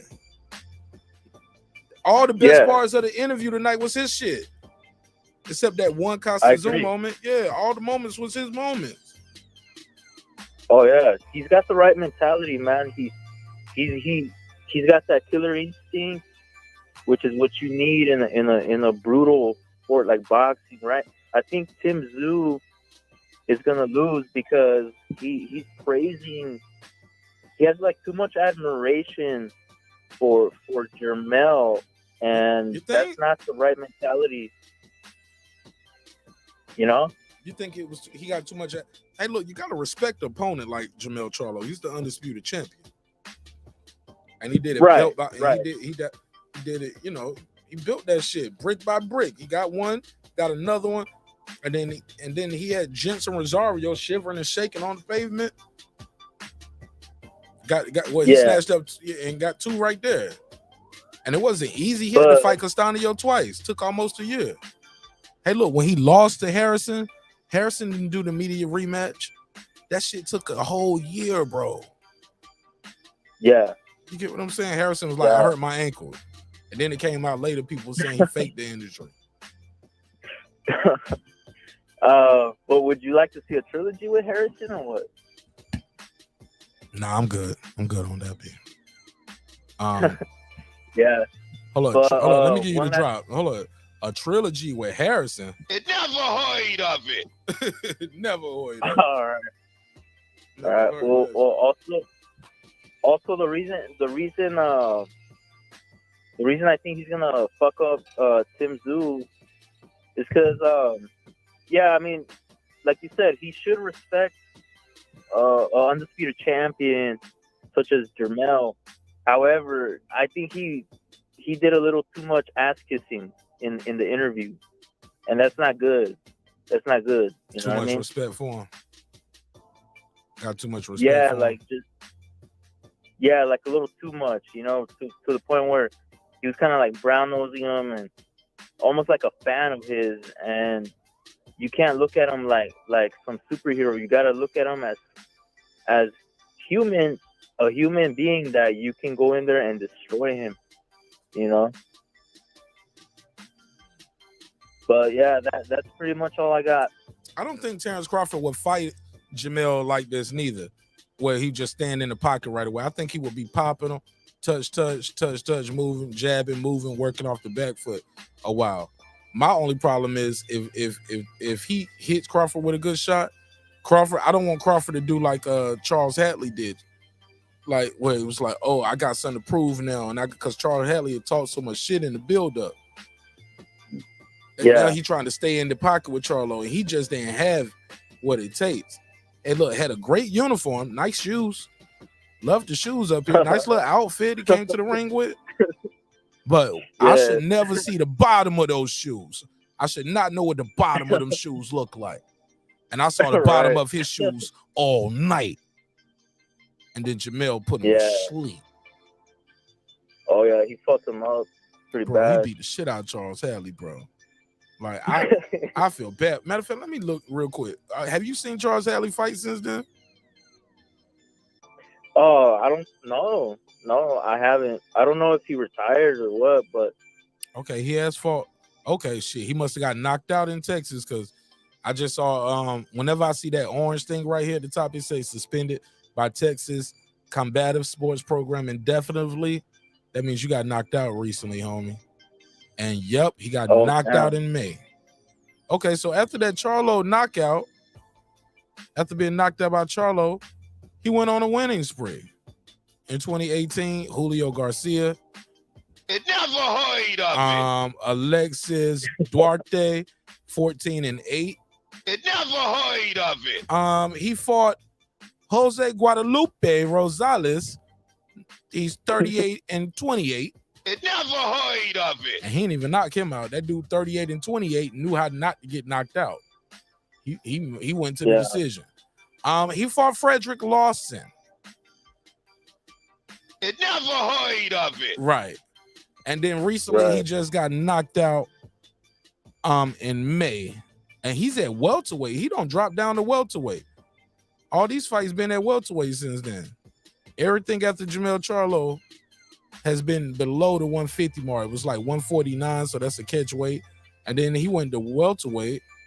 Oh, then he missed weight for the Rosales fight. The guy was 38 and 28. He missed weight for welterweight by 1.25 pounds. Oh yeah, Charles Hadley ain't been the same.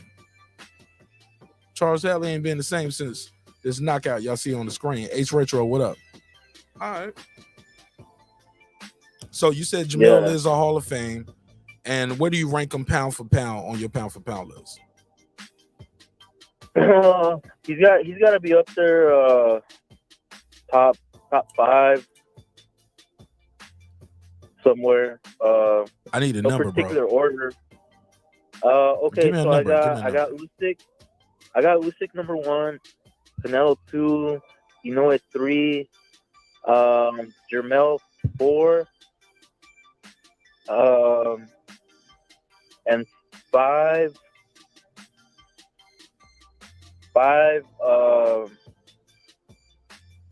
Probably Spence, man. Or actually, you know what? No. I'm gonna put Haney up there because he's currently undisputed. All right, I ain't mad at your list. That's my top. Yeah, that's my top 5 right there. Man, that's fun. I think I need to do a whole episode like that. Just call in and tell me your top 5. Yeah. I like that. That's fun right there, man. That was a good list. So you got Usyk, Canelo, Inoue, Charlo, and Devin. Yeah. Okay. That's my top 5. Canelo lost though recently though. He's still number 2 on your list after taking a loss, and he lost convincingly, bro. Well, he came back. He bounced back from it. He beat Triple G convincingly. Yeah. But pound for pound is like he lost to Bivol. Like he went up in weight. That's what if you going up in weight, pound for pound is like you're able to go up and down, right? Like pound for pound, if we was at the same weight, I would beat your ass. He went up there and got his ass whooped by Bivol. Well, you're acting like he got knocked out, man. You're acting like he got outboxed. I think he got outboxed, which is even worse because anybody can get hit with a shot. Anybody can get caught, but he got outboxed for 12 rounds. Well, not for 12 rounds. Yeah. Not for 12 rounds. He did win some rounds. But yeah, he lost. He started off good, and then it looked like he gassed out. But, did he start off good? Yeah, I thought he won the early rounds. Yeah, and then he started gassing out. Started, leaning on the rope to take a break. Rest. He was resting on the rope. But he been doing that. He did that with Triple G. Did that with Lauda. He did that with Mayweather. Like he takes breaks. Canelo takes a break around anywhere between round 5 and 7. He'll take a break. Yeah, but I just think he did it too much. He did it a little too much against Bivol, and I don't know if it was his changing his diet. He turned vegan. Like there's a lot of factors. He also got the surgery. He said he's been having problems with his wrist. Like he just didn't want to postpone the fight. So I don't know if there's some truth to that. But we call he does those want the rematch. Excuses. I'm sorry. He wants to run it back. So obviously he's not scared of Bivol. I mean, nobody ever said he was a scared fighter. Now I never said he was scared of nobody. Now, yeah, I don't think none of these dudes are scared to fight, bro. This is what they do, bro. This is what they do. And all of these guys have taken losses before, whether at the amateur level, well, not all of them, but yeah, damn, right now, all of these Americans, because ain't nobody won no gold medal since Andre Ward. So yeah, they all don't took losses. Amateurs, tournaments, Olympics, but that pro shit, I get it. It's the Mayweather effect, right? Right. And if you look at my top 5 pound for pound list, he's not the only one that has a loss. You know, Jermell has a loss too, but people they overrate losses. Like Arguably, his loss though could have been a draw, or he got robbed. Canelo clearly lost against Bivol, homie. Or did you? Yeah, but did you matter of fact, you should rescore that. Did you rescore that fight since you've seen it? Have you rewatched it? Yeah, I rewatched it, and did you score it? I'll admit, did you score it? I forget how I scored it, but I gave Canelo about 3 or 4 rounds. I feel like he'll do better in a rematch because he's intelligent, and intelligent boxers, they learn from their mistakes and they come back better. They come back better for the rematch, which is what Jermell did against what's that guy from Detroit that he lost to? Harrison, yeah. He came back and knocked him out. I'm not saying Canelo's going to knock him out, but he'll do better. I feel like it'll be a much better, more competitive fight. And Bivol's actually the one ducking the rematch. So that should tell you something right there. He was feeling those shots, even though they weren't scoring points. They were on the arm, right? But Canelo hits hard as fuck, man. Just look what he did to Billy Joe Saunders. He retired his ass. You know, like when Canelo knocks motherfuckers out, they are never the same. What do you think about my girl Food Revolution right here? Hello, what's this banner on the screen? I got the wrong banner. Store, okay. I got the wrong banner up there. Supposed to have the phone number scrolling. What do you think about what my sister Food Revolution she said PBC just scared to put their money behind them. She said they're afraid to put their money behind. She said Jermell is seen as too volatile / emotional. So I can see Vegas maybe, I don't know what. Oh, okay. Vegas may be afraid to put their money on him. But he's fighting in Vegas now. He is about to fight in Vegas.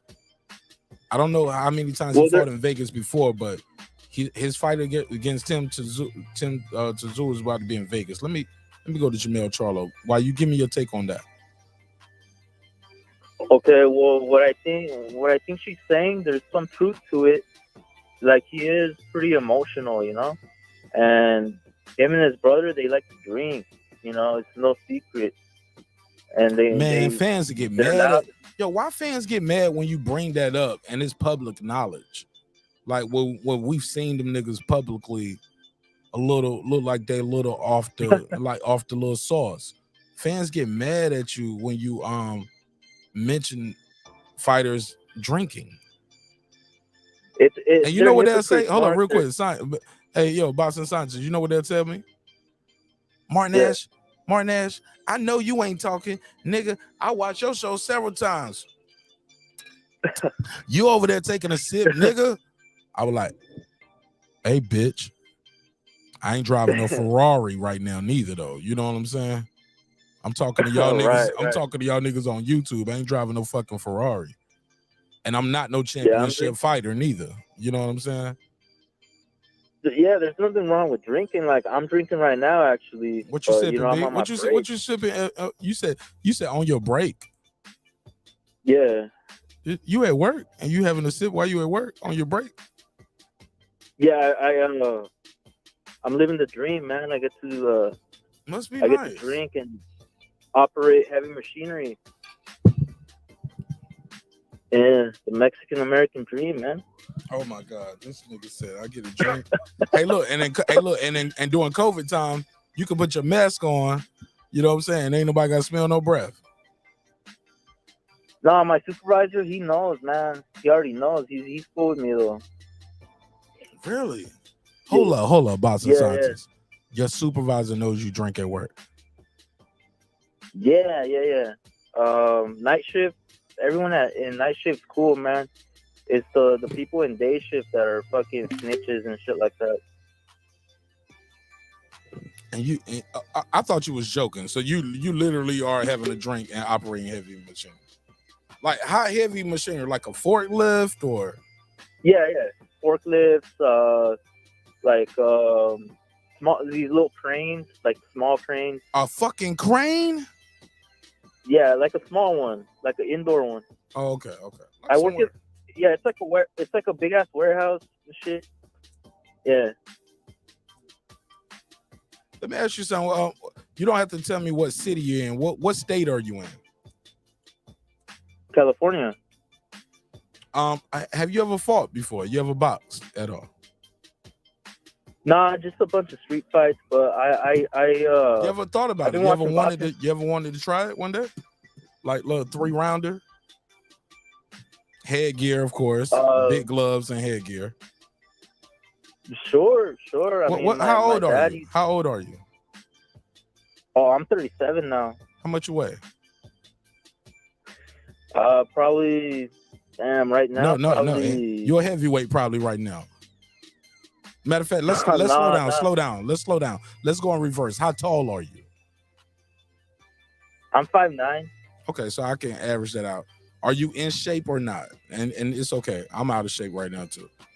No, right now I'm not in shape, bro. Right, Especially in the winter. So out of shape for you is what? 200? You 200 or more? No. Okay. No, my I know some 5'9" motherfuckers they've been 200 since 8th grade. Not me. I'm not that. All right, that so you 5'9". No, so what you got? 180? 190?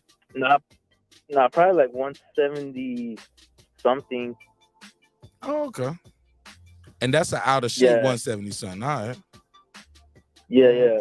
Like, hey, look, I'm asking because I'm thinking about setting up something, man. I'm thinking about setting something up, man. Something up. All right, with who? Between me and you? No, not down here. No. I'm talking about between the members and the people on the channel. Oh, they're trying to get at me or what? No, I'm trying to build some shit. Nesta Gibbs ain't the only one that can get the community together and we can have a boxing match. I know how to do this shit. We gonna do this shit. Hey, look, and we build our shit big enough, and we can do, breaking beats versus border wars. Woo! You know what I'm saying? My heavyweight versus his heavyweight. You know what I'm saying? My middleweight versus his middleweight. Let's go. And then I might box next. I might box next to for like at the end of it. Net's tall as fuck, man. I'm gonna have to work my way to get inside. But we both heavyweights though. But that nigga tall. So yeah, and he got experience. He's been more active. So I gotta get on my ding, homie. But I'm trying to see what motherfuckers at with it. I'm trying to see who really want to box, yo. And I'm gonna set some shit up. I got a gym here, and we trying to put some bread up. Like we can talk behind the scenes on that, how we can work that out. But I definitely want people to get paid. I definitely want the people who are boxing to get paid. You get what I'm saying? Oh yeah. You know what I'm saying? Hit me up. Now it ain't gonna be life-changing money. It ain't gonna be, you know what I'm saying? But I'm gonna give you a BLK Prime deal, homie. It's gonna be more. It's gonna be more money than you ever made in your life for boxing. I'm down. Yeah, nigga, I'm about to give y'all niggas a BLK Prime, nigga. Hey, look. Marq Nash Prime. All right, man. It's MN Prime. Marq Nash Prime. It's Nash Prime. Nash Prime. I like the way it feels. I like this feeling right here. Yeah, man. We're gonna build this shit up. We're gonna get this scrap on. I'm tired of hearing these same niggas argue every day. Tired of hearing niggas beef all the time. And it's gonna be like this. Y'all gonna leave each other the fuck alone, or we gonna squab. We gonna but respectfully, of course, you're gonna make a couple dollars. He make a couple dollars. We're gonna end this damn beef. And it's gonna be entertaining. We're gonna have a good time. This shit gonna be filmed. We're gonna be live streaming it, of course, like doing the show. You know what I'm saying? Mm-hmm. But yeah, I got a location and everything, homie. And I ain't gonna reveal that yet, but I got a location. And I'm cool, right. And I'm cool with the people. They fucking with me over there at that location. So all right. Yeah. Let me know. But anyways, I gotta go because I gotta close up shop. I'm worried about you, but be safe, brother. No, I'm good, man. I'm good. Thank you. Thanks for having Hey, look, me, Mark. before I let you go, is there anybody that you would like to box? Anybody like, man, I would love to do 3 rounds with him, see what that nigga always about, because he always talking shit to me on these chats. Oh, there's this one fool that sometimes is in the chat that he keeps calling me a fucking racist. His name is he goes by the Rock from Brockton. I call him the Crack Rock from Brockton. Oh shit, we got our first call out. Yeah. If you want, hey, the Rock from Brockton. If I'll give that motherfucker a reason, a real reason to hate me. Cause I'm not racist, but I'll give him a real reason to fucking hate me. He said, I ain't racist, but I'm gonna beat the black off this nigga tonight. Okay. All right, I shouldn't have said that, but I'll make that a clip and people can do that what they want with that. All right, shout out to the Boston Scientists. All right, man, go clock back in, man. All right, later. All right, get some mints or something too, and put some spray on or something. Damn, this nigga drinking on the job. Don't call my show. Nigga, don't call my show drinking on the damn job. You can't make this shit up. Oh man, shout out to the Boston Scientists. That was a good call. I gotta make that a clip. All of that. That was a good one. Oh, okay, we got our second challenge. We got our second challenge. Deuce Times versus Big Dog Willie. Big Dog Willie versus Deuce Times. Hey, look. Y'all right there in Cali, too. I might have to do the event in Cali. I might have to talk to one of my Cali homeboys and work something out at that gym. Because I think the Rock from Brockton. Where is Brockton at? Hold up. Where is Brockton at? I don't even. The Rock from Brockton. Where the fuck is Brockton at? BROs. Let me see. Okay, that's Illinois. Okay, they got one in New York. Shit, the Rock from Brockton. Damn, they got one in England. They got one in Massachusetts. Okay, so here we go. We got about 4 places where the Rock from Brockton could be. He's either like upstate New York, he's in Illinois, he's in Massachusetts, or this nigga all the way in the UK across the pond. But all right, so Brockton. The Rock from Brockton, you got a challenge. Big Dog Willie, you got a challenge. All right.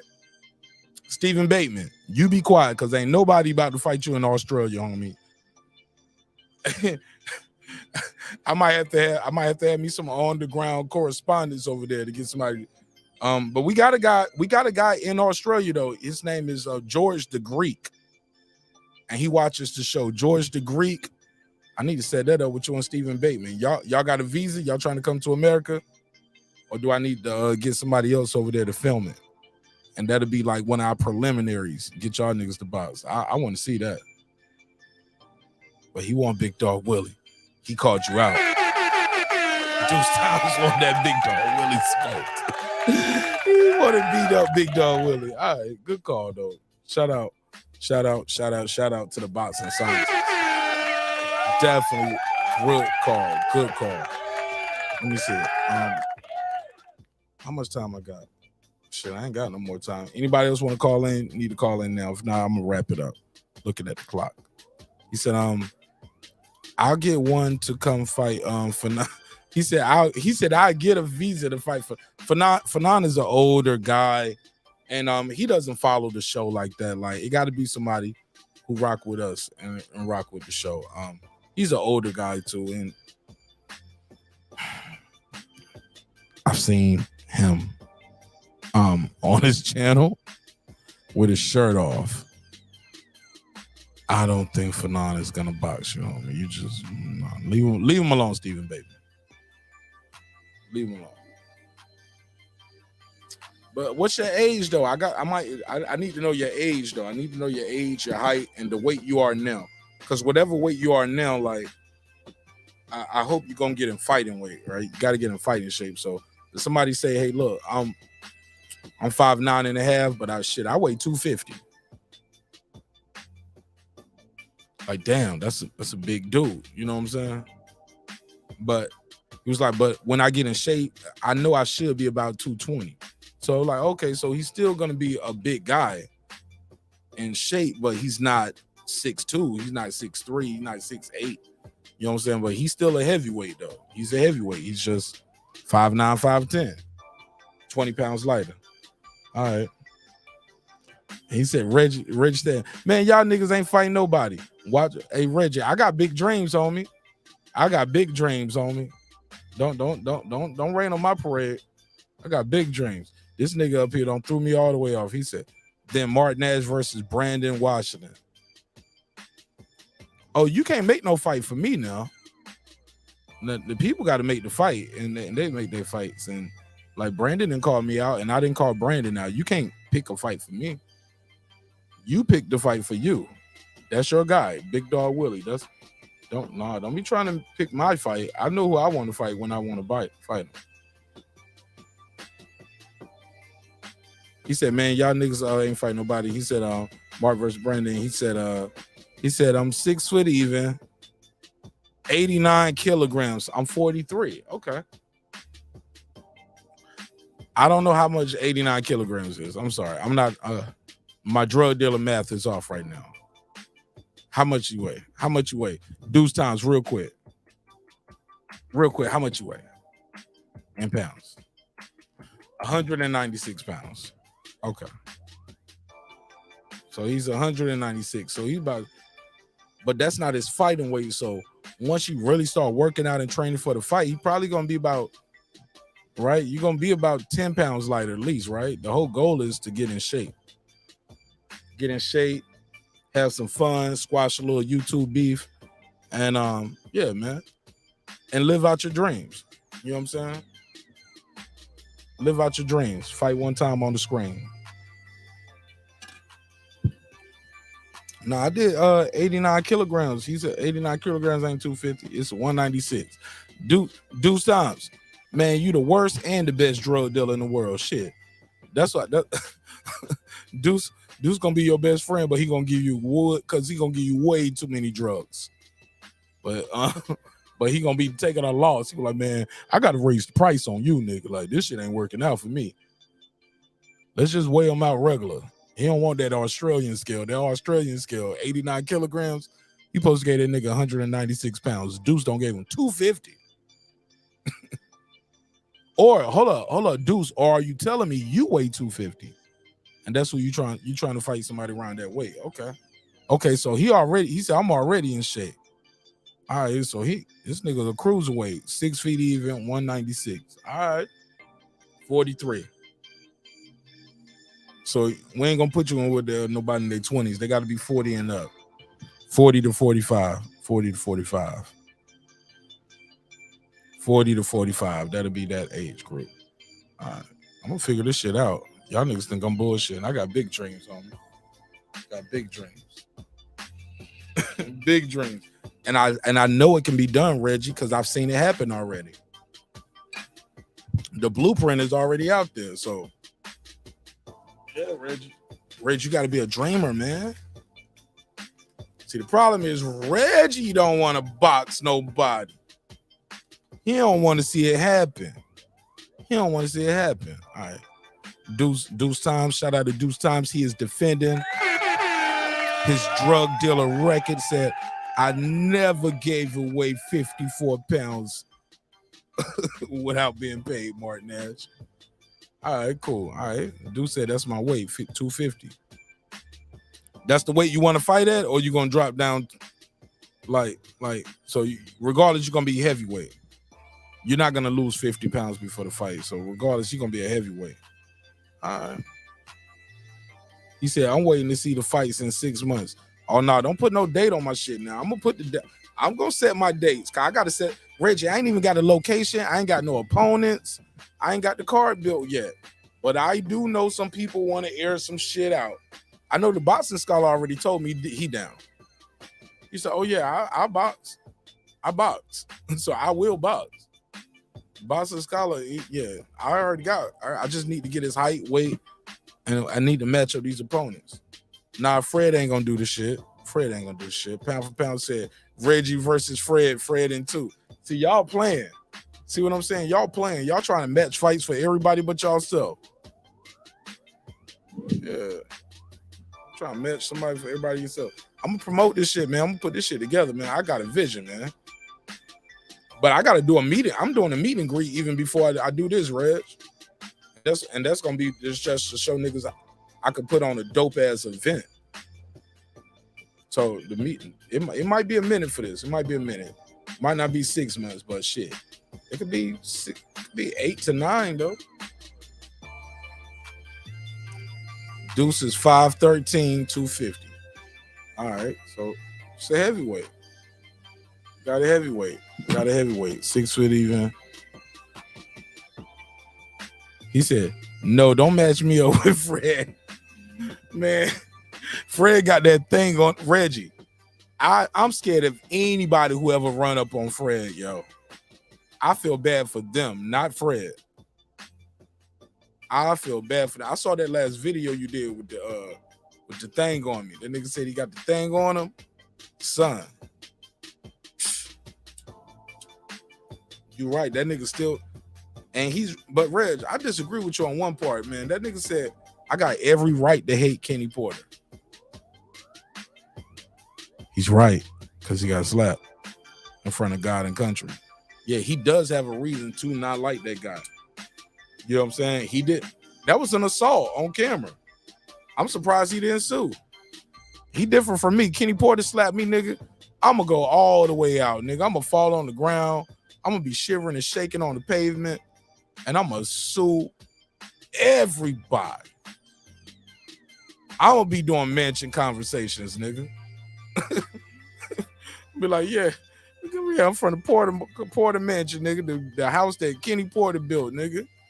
Hell yeah, that nigga slapped shit out of me. I'm gonna be right in the front of the judge and everybody, and I'm gonna be saying like this. I mean, you know, when the guys get to certain levels, they believe they know what they're doing, and they don't necessarily take all the information. So, you know, this is where we at with it, and I had to make that decision. It's an easy decision for me.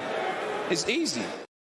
That's what that quote unquote. That's exactly what I'm gonna tell the judge. I'm gonna be like, you know, Kenny Porter got to a certain level and he think he know what he doing. He think he just slapped the shit out of me. And this is an easy decision for me. It's easy. You seen the video? I was shivering and shaking on the pavement, nigga. Y'all gonna be like, oh, this nigga tripping, nigga. I'm gonna look like Jensen Rosario. I'm gonna look like Jensen. Let me find. Yeah. Yo, let me find Jensen Rosario, JERMELL CHARLO knockout. Jensen Rosario. Oh my God, nigga. I'm gonna look like Jensen Rosario. Where the video? I need the video, son. Jensen, I need that Charlo versus Rosario knockout video, son. That's how I'm gonna look if Kenny Porter slapped the shit out of me. I'm gonna be shaking and everything, nigga. I'm gonna be twitching and shit, twitching. Early in the round two, soon as they say round one, fight. Y'all ever seen that movie Blank Man? Yeah, nigga, I'm gonna be looking like Damian Wayans when Robbie Givens gave him that hug and shit. Yo, look at this Jensen Rosario knocked out. Watch this shit. Jab. Yo, that nigga just barely touched him in the stomach, nigga. The round just started. Nigga, I'm gonna be just like Jensen Rosario. Round one, fight. Get out my way. I'm suing everybody in the building. I'm suing everybody. That nigga broke my ribs. Well, he hit you in your belly button. That shit radiated. The pain radiated to my ribs. I'm suing everybody. Oh, yeah, I'm suing everybody. I'm gonna be shivering and shaking on the pavement. Mark, you want to go to a listening party with me in a couple weeks? What city, what state? I don't think I can go to Dallas, Karma. I'm scared of Dallas, man. They killed the president out there. And I got too much Aerosmith slander on the air. don't think I'm gonna make it. I don't think I'm gonna make it, Carmen. But I'm open. I'm definitely open to it. I'm super excited about it. I love listening parties. I've hosted a couple. I actually engineered a couple. The first time I met Akon, and it was a whole bunch of niggas that didn't make it, respectfully. Went to that convent music listening party at Doppler Studios. And I hooked up with a guy named Sham. And he's part of a group called the Juggernauts. And the other part of the Juggernauts is Verse Simmons.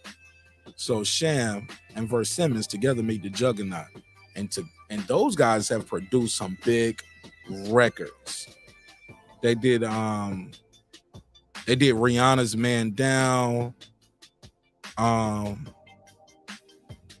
He did Verse Simmons had that that night though. That was the night though. Verse Simmons. What was that song called? It was basically a cheating song though. It was called what was the song? You're my boo thing. Yeah. You're my boo thing. Yeah, it was called Boo Thing. Verse Simmons premiered that at that listening party. And that's what I love about listening parties, man. You'll be right in there and you get to see it in real life, see the magic happen and see how people respond to a record and talk to the artists and see how they interview and how they react to the people.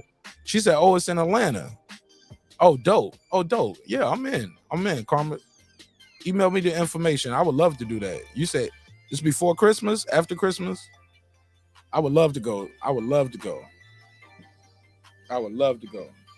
Can we film? Can we not film? Are we interviewing or are we just there chilling? Let me know. Shoot me the email, Carmen. Shoot me the email. Or hit me on IG. You got my IG and you got the email. So, shit. Matter of fact, just hit me on IG. It'd be probably quicker.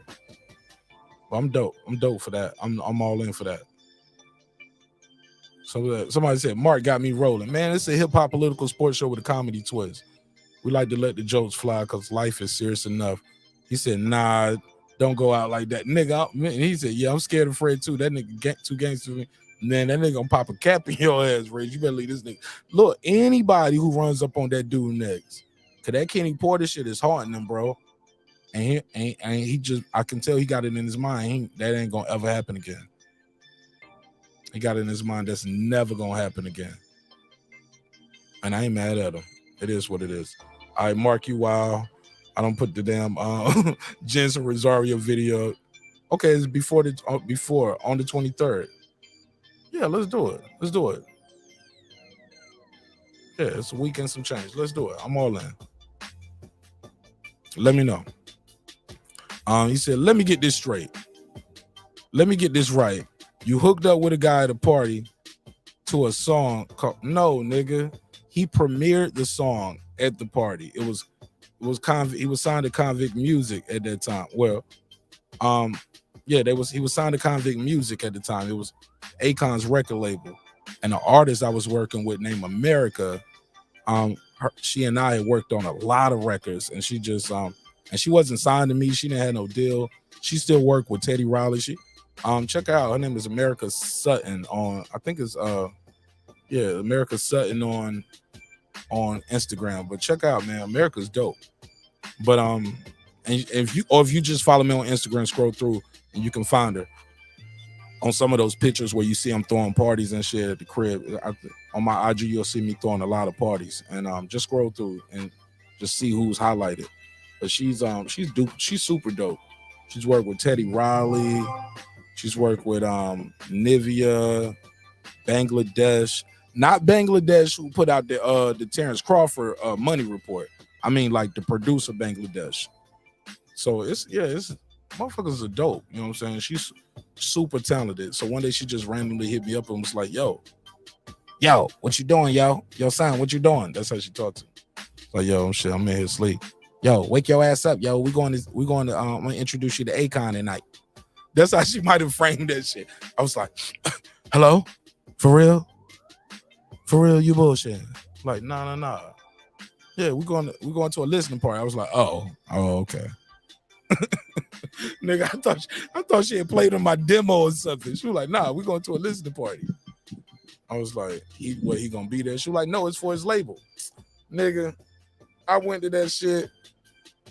I ain't gonna lie, nigga. By the end of the night, I was wearing a Convict Music t-shirt and they're mingling and shit. I'm in there faking the funk. That shit hot. It's a good record. Man, I was laughing my ass off, man. But I had a good time. But I met that dude Sham though. And man, Sham from the Juggernauts, he the producer. Verse Simmons doing most of the writing. And but Sham can write too though. But Verse was doing most of the writing. And he would demo the records. But man, I linked up with Sham, and yeah, man, he just gave me some valuable advice, man. Like crazy, man. Crazy nights, man. Crazy nights working in them studios. All right. Marq Nash, you belong on the episode of Atlanta, bro. Your stories be crazy and cool too, man. I ain't even said shit yet, man. You wouldn't believe these stories, man. Man, I've seen some things here. And I got the footage and the man. What time is it, man? Do I got time to tell the story? Damn, I ain't got time. I gotta end it. Yo, whenever y'all get a chance, say, just remind me to tell the story of me going to this girl's home studio after meeting her on YouTube. I met a girl on YouTube. She was singing karaoke, like type shit. And she had a studio, man, and one of the craziest nights ever, yo. Nigga, I was so scared, bro. I was so scared. I thought it was gonna be a Me Too moment. I started filming this shit without her looking. Yo, long story less long, I'm recording Shorty. Shorty at her crib, she got her own equipment and everything, yo. While I'm recording Shorty, right? I look over. And she had asked me to stop on the way there. She said, hey, stop right there at the liquor store by my house. Get a bottle of tequila. I'll get such and such. I'll pay you when you get here. I should have known something was up then when she said, hey, you stop at the liquor store and bring me some tequila, nigga. I was like, all right, well, shit, I ain't tripping. Ain't nothing wrong. Niggas drink all the time while they in there recording, you know? But she's a singer, though. I wasn't. Okay. So should have been the first warning sign. I didn't read the warning sign. I was like, shit, I might take a little sip myself. It's all good. You know what I'm saying? You know what I'm saying? High five. Boom. You know what I'm saying? High five. Have a little drink. It's all good. Nigga. As soon as I walk in. First of all, she had one of them buildings where I had to get buzzed in, and it was a very nice area in Atlanta. It was up there by Buckhead. Very nice area. Like Buckhead, Midtown area. Son, I get to the door. She buzzed me in. We go in. Before we even get to the elevator, she was like, you get my tequila? I was like, yeah. She's like, where's that? Cause I had my book bag with me. Cause I brought my laptop. I didn't know what she had. I brought my drives with some beats. Brought the camera just in case she wanted to film, because she was dope, right? Son. She was like, you got the liquor? You got my tequila? I was like, yeah. She was like, where? I said, I got it in the backpack. She was like, let me get that. So I was like, in my mind, I'm thinking, we going upstairs, ain't we? You know what I'm saying? So we get in the elevator, but I'm taking off the book bag as we walking. She was like, let me get that. And she's still walking. And I take the book bag off as I'm walking. You know, I'm opening up. And because she looking like this, like, where my shit? Nigga, I open up the bag. We get in the elevator. She take the bottle from me. Cracks it open, takes a sip right there in the elevator. Takes a sip right there in the elevator. And she might have had like some Don Julio or something. I probably brought it like, so the bottle is just awkward. It's not like a bottle like this. You know, a Don Julio bottle is shaped like a damn a bowl. You know what I'm saying? She don't grab the damn. Tap the shit back in, then hit the button. I was like, oh shit, it's going up. This bitch don't hit the Don Julio like to the end before we even got to the crib and into the studio. Walk in, very nice studio, beautiful balcony overlooking the city. I was like, yo, this shit is fly as fuck. Like, yo, fuck do you do? Like, shorty, like, shit is dope. She writes songs. She's a songwriter. Now, granted, her singing is, but I could tell with my engineering skills, I can make that shit sound like something.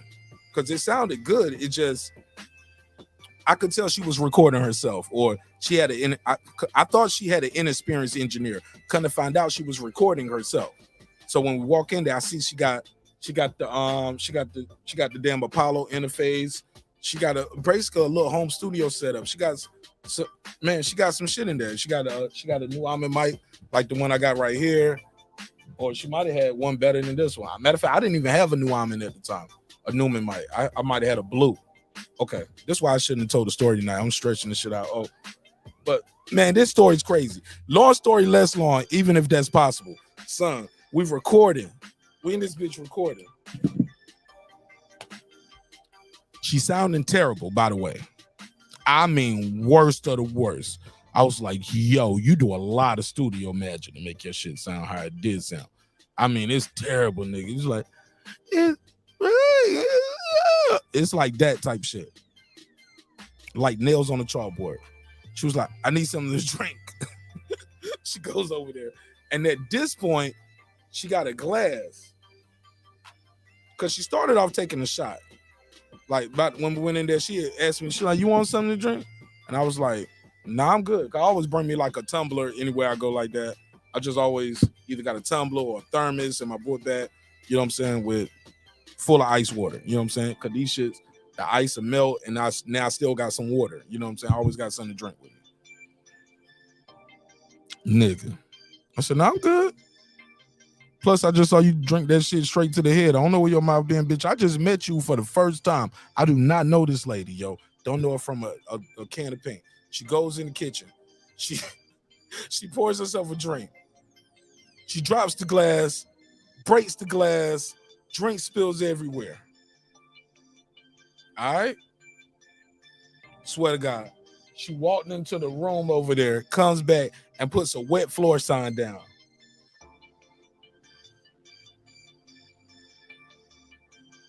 I'm like, no, bitch, clean that up.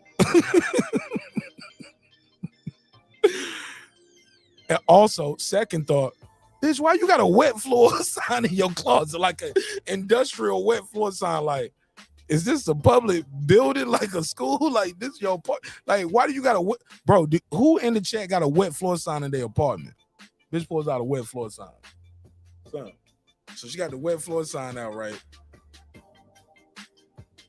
We working, and now I just don't want to go in that area of the kitchen. So whenever I'm like, damn, I did need some more ice. So she just walk in, tiptoe around her mistake and the broken glass and all of that. Yes, man, she left that shit there. Went in there, got me a cup of ice, from the ice maker. Step back around the shit, come back. You know what the bitch tell me? Let me get a couple cubes of that ice. I'm hot. She reaches in. My cup, I was like, well, hold on. She was about to reach out, so I poured it, a couple cubes on her, and I leave her some. She reaches in the cup, grab a cube, rubs it all on the face, rubs the ice cube on her face, puts it back in the cup. She said, hit play. I hit play, and that's the music playing. This bitch took off her pants. She took off her pants.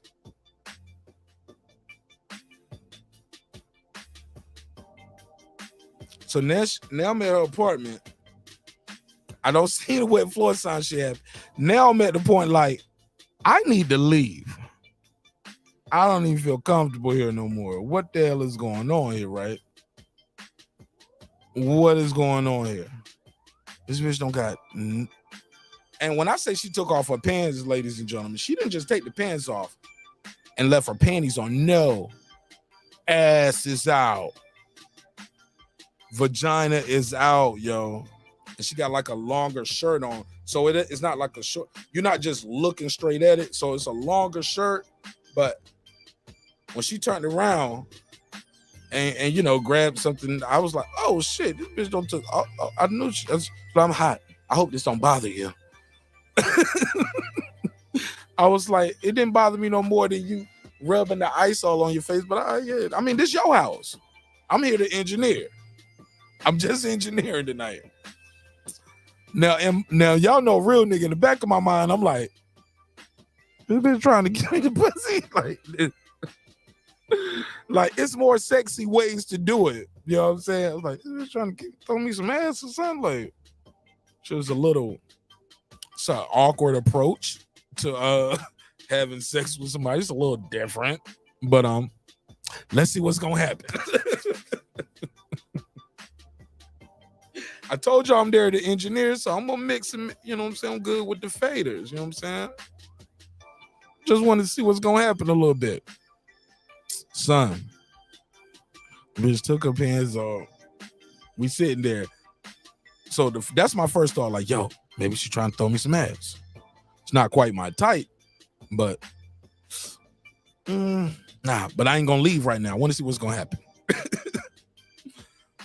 So we kicking it, and she said something to make me think, like, I don't remember what happened next. I just knew something told me, get your phone ready.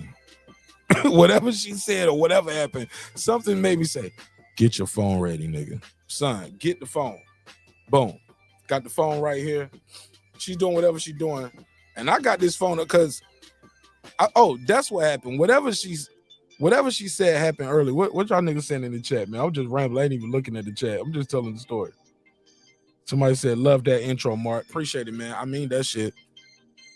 I always say I hate this job, but once the job starts, we get the job done. But look, I got to finish the story. I just looked at the time. But, man, I got to tell this story again. Man, and I got to tell it all the way through because I ain't even going to tell you the whole thing. But at some point, I click record on the phone.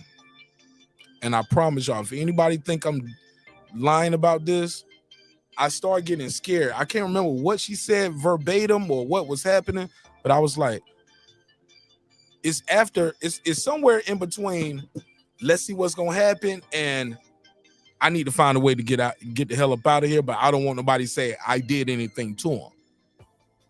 Somewhere in between that happy space of, damn, this shit is crazy. Bitch, you don't took your pants off. And she didn't have no studio where it was like no booth. It was like a nice apartment, but it was open space. It was like a loft type shit. You know what I'm saying? She had a balcony, and you can go on the balcony and see, like, you know, some of Midtown and Buckhead area or whatever it was at. Fam, but right here, it's just open space. She about 5 to 10 feet away from me. Don't took her pants off, ass cheeks out. So the first part of me said, let's see what's gonna happen. Is she trying to flirt? Because most niggas like, yeah, nigga, you missing the signs. And then the other part of me was like, well, I ain't here for that. And you too drunk right now. I don't want to be, nobody said I did anything to him. So that's when I clicked the camera, bro. And what happened next was pure comedy. And I got some of that footage, and I still got some of that audio. Of course, I wouldn't show the girl body, and I wouldn't show her that. At the time when it was time for me to leave, by the time I left, hey, look, by the end of it, nigga, I'm up there acting like ain't nothing wrong, and she just up there normal. But sinking, sounding terrible. And I'm like, that ain't a bad take. Let's do another one. I mean, that was cool. Let's do another. I'm acting like everything normal. You know what I'm saying? And oh my God, man, I still got the footage because I never wanted nobody to say I did nothing to him. And I still got that audio. And I can blur some of that shit out because by the time I left, Shorty laid out on the floor. She got the headphones on and she just laid on the floor. She's like this. And you see her ass out and everything. I was like, yo, I'm good, Shorty. I got to go.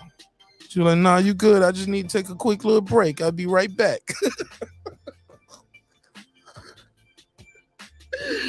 I said, yo, I ain't waiting for you to come back from commercial break. I'm changing the channel. This show is over for me. Like, she was like, I'll be right back. Just wait for me 1 second.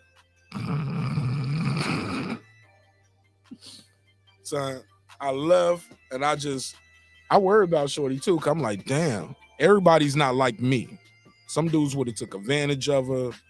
Some would argue, Mark, you took advantage, you filmed. I never put footage on, and I never showed anybody neither. I just always put that in my, just in case like 20, 30 years from now. Well, it ain't been that long, but you know what I'm saying? And I don't plan on keeping it for 20 or 30 years, but I just knew I'm still in that era of that Me Too shit, and it ain't been long enough. You know what I'm saying? Chick could hit me with a Cosby case tomorrow. You know what I'm saying? Damn, I can't believe I told that story. All right, stories like this is when the show becomes a members-only episode. Like, golly, man, what the hell am I talking about tonight? Somebody said, drop her contact info, please. No, I would never. If I did, I wouldn't tell y'all she's the girl from the show or from the story. You know what I'm saying? Because she might watch the show one day. I ain't saying it since, but she did comment on one of my videos not too long ago. She was like, it might have been, I ain't even gonna tell y'all the video because then y'all will be looking for the video in the comment. But yeah, man, Shorty talented though, man.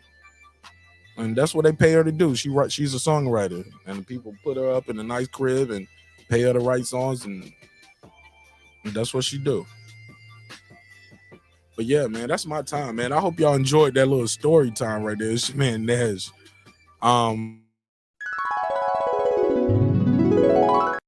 Dreams require you sleep, goals require you effort. Go out there and get your goals, man. Always remember, man, respect is free. Disrespect can cost you everything.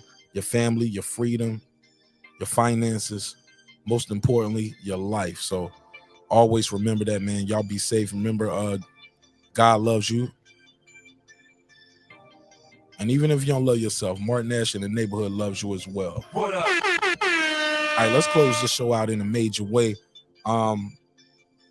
Make some noise for all the members out there. If you enjoyed this show right here, anybody name you see in green, thank them, say salute to them, because without them, the show wouldn't be the show at this level, and I wouldn't be doing these episodes, man. So you guys are the reason why the show is the show. All right. Shout out to my boy DJ, Tony Boswell, Karma Serene. Check her out on Serene Saturdays. Karma, let them know what time and drop your link. Kansas City Matt, Ill Status Boxing, Ace Retro, that guy Clips 330, Tank the Sweet Science Examiner, Beyond Above Media, Pittsburgh T, Shannon Briggs, aka Ben Adams, Wani Poxy Magic, Kevin Brower, SF City Slicker, I Know Boxing, Stephen Bateman all the way in Australia. Mama, we made it. What up, gangsta? Deuce Times. What up? 6 feet, 250. Big Dog Willie. He coming for you, nigga. What up? Boxing Lounge. It's Mex.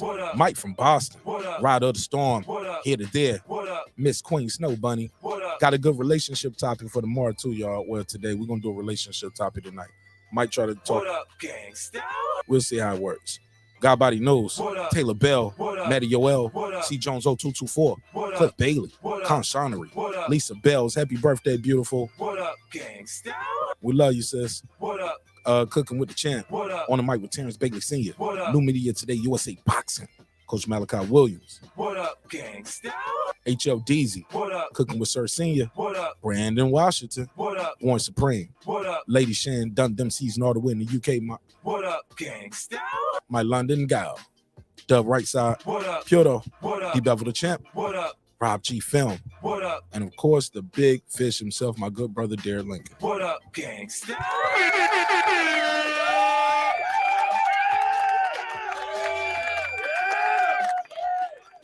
Hey, man. Sometimes we agree, sometimes we disagree. But never forget, homie, that nigga JERMELL CHARLO, one of the most exciting niggas in boxing. I love this kid, yo. But nah, seriously, man, never forget this. I built this shit. Me. Brick by brick. And I'll be damned if I let you tear it down just because you don't like the way another nigga talk. Drive, homie.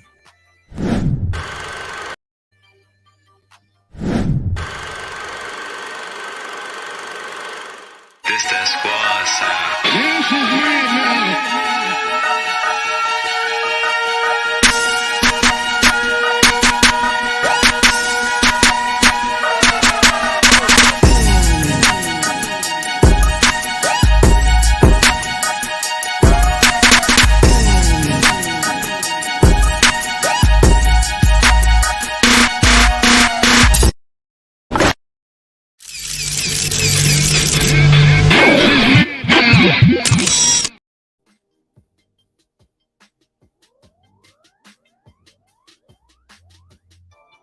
Hey, man, I love y'all, man. Y'all be safe out there, for real, for real.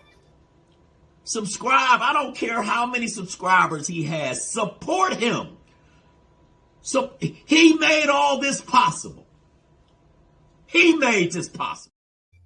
Nah, man, God made it possible, and so did viewers like you.